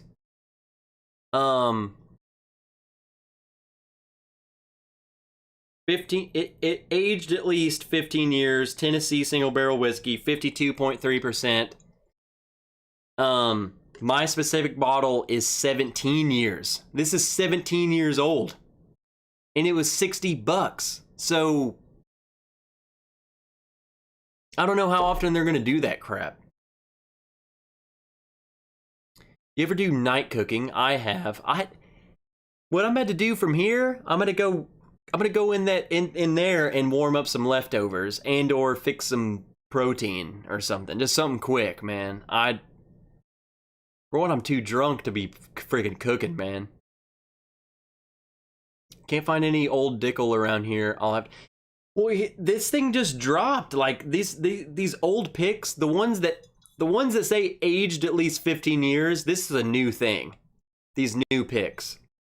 Like I said, I don't know how prevalent they are, but I went in the liquor store today and I saw this dude and I was like, oh hey, Jason from Mash and Drum just reviewed this and said they're really friggin' good. So I bought this. I didn't even look at the tag. I just saw age 15. It was the higher proof one. So these ones range from 40% to 52.3%. And he said, you know, he was saying the higher proof picks are where to go. You know, it's really good. So I bought it. I get home And I start looking at this friggin' tag and realize that this thing's 17. This isn't 15, it's 17. And there was a whole shelf full of it, so no one, like everyone's just walking past it, so it's really good stuff. I'm too drunk to taste this chicken. Cooking up some fresh ramen. Heck yeah. Alright guys, it's 3 a.m. here. That's... Gosh dang it, if that hasn't been a rant of all rants for the few of you who have stayed and have listened to this. I don't know what is. You can't top that one. We covered everything that you're not supposed to cover, but we covered it. And that's because, look, I don't know, we're real over here. I will give you guys whatever you want to know. And, it's my opinion, and your opinions can differ, and I don't know. The way I see things is if you disagree with me, and you have different beliefs or you have different ideals, then guess what?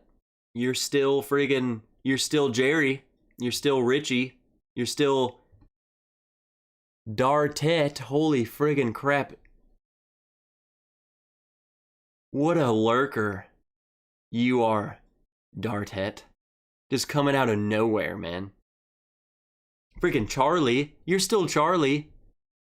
I don't care who you are, I don't care what color your skin is or what your beliefs are or what you call the Arkansas River.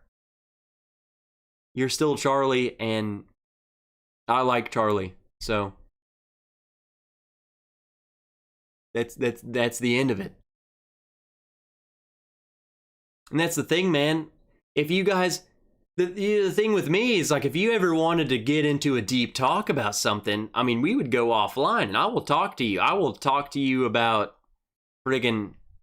We can talk politics. We can talk how you're supposed to friggin' pronounce the Arkansas gosh dang river.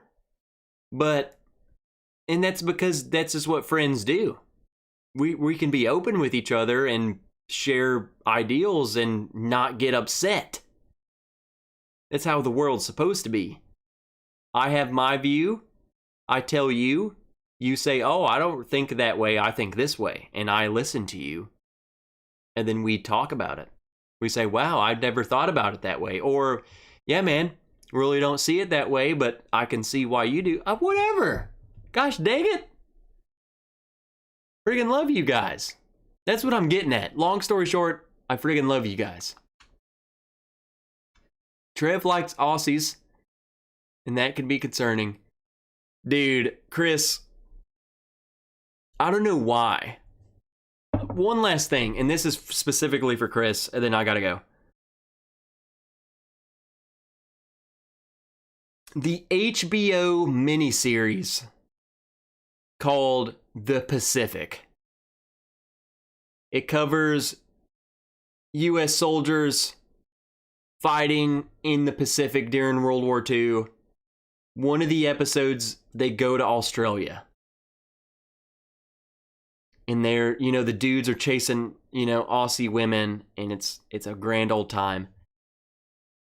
I don't know if the child in me was like, man, I gotta go to Australia and find me a woman. But gosh dang it, I love the Australian accents, and that's just my weakness. And I attribute it to that episode of that show. Loved it. Friggin' loved it. I will go to Australia and I will just walk around and be like, hey, you want an American? It's true, all of it. Felt like a celebrity here. Cheers, Dartet. Charlie. Vegas Art. I don't know what your name is in real life, Vegas Art, but I'm going to call you Vegas Art, and I know you're probably in Vegas. You make art. General MacArthur was based here in my hometown of Brisbane. There in the war. See? Gosh dang it. I didn't make it up. Chris, Richie, Ben, thanks for hanging out super late. Dartet, again, I don't know who you are, but I'm friggin' glad you're here for this shenanigans. This is where friendships are made. All right, everyone, go drink some water. Chris, it's probably lunchtime, man. Go have a good old lunch or something, man. Vegas Art. My name is Art. I don't do art.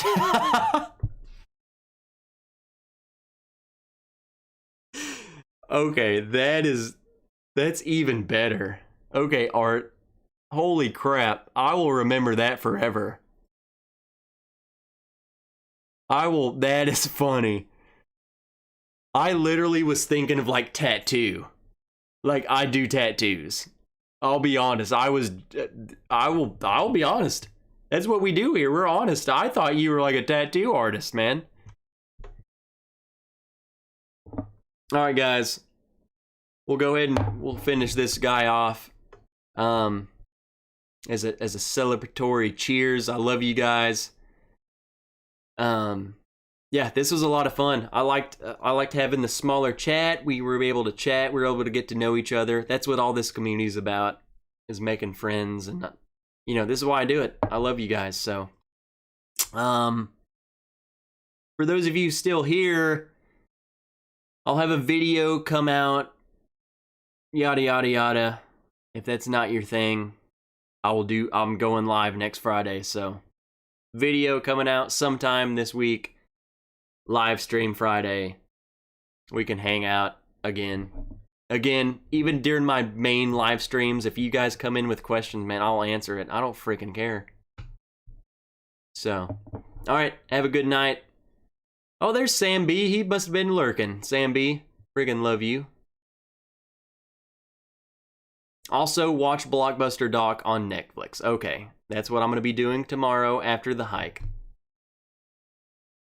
All right, guys, cheers. I will see ya wherever the heck I see you next. So, let me figure out how to end this. Somewhere. All right, there it is. There it is. Love you guys. Cheers. Good night. Drink some water.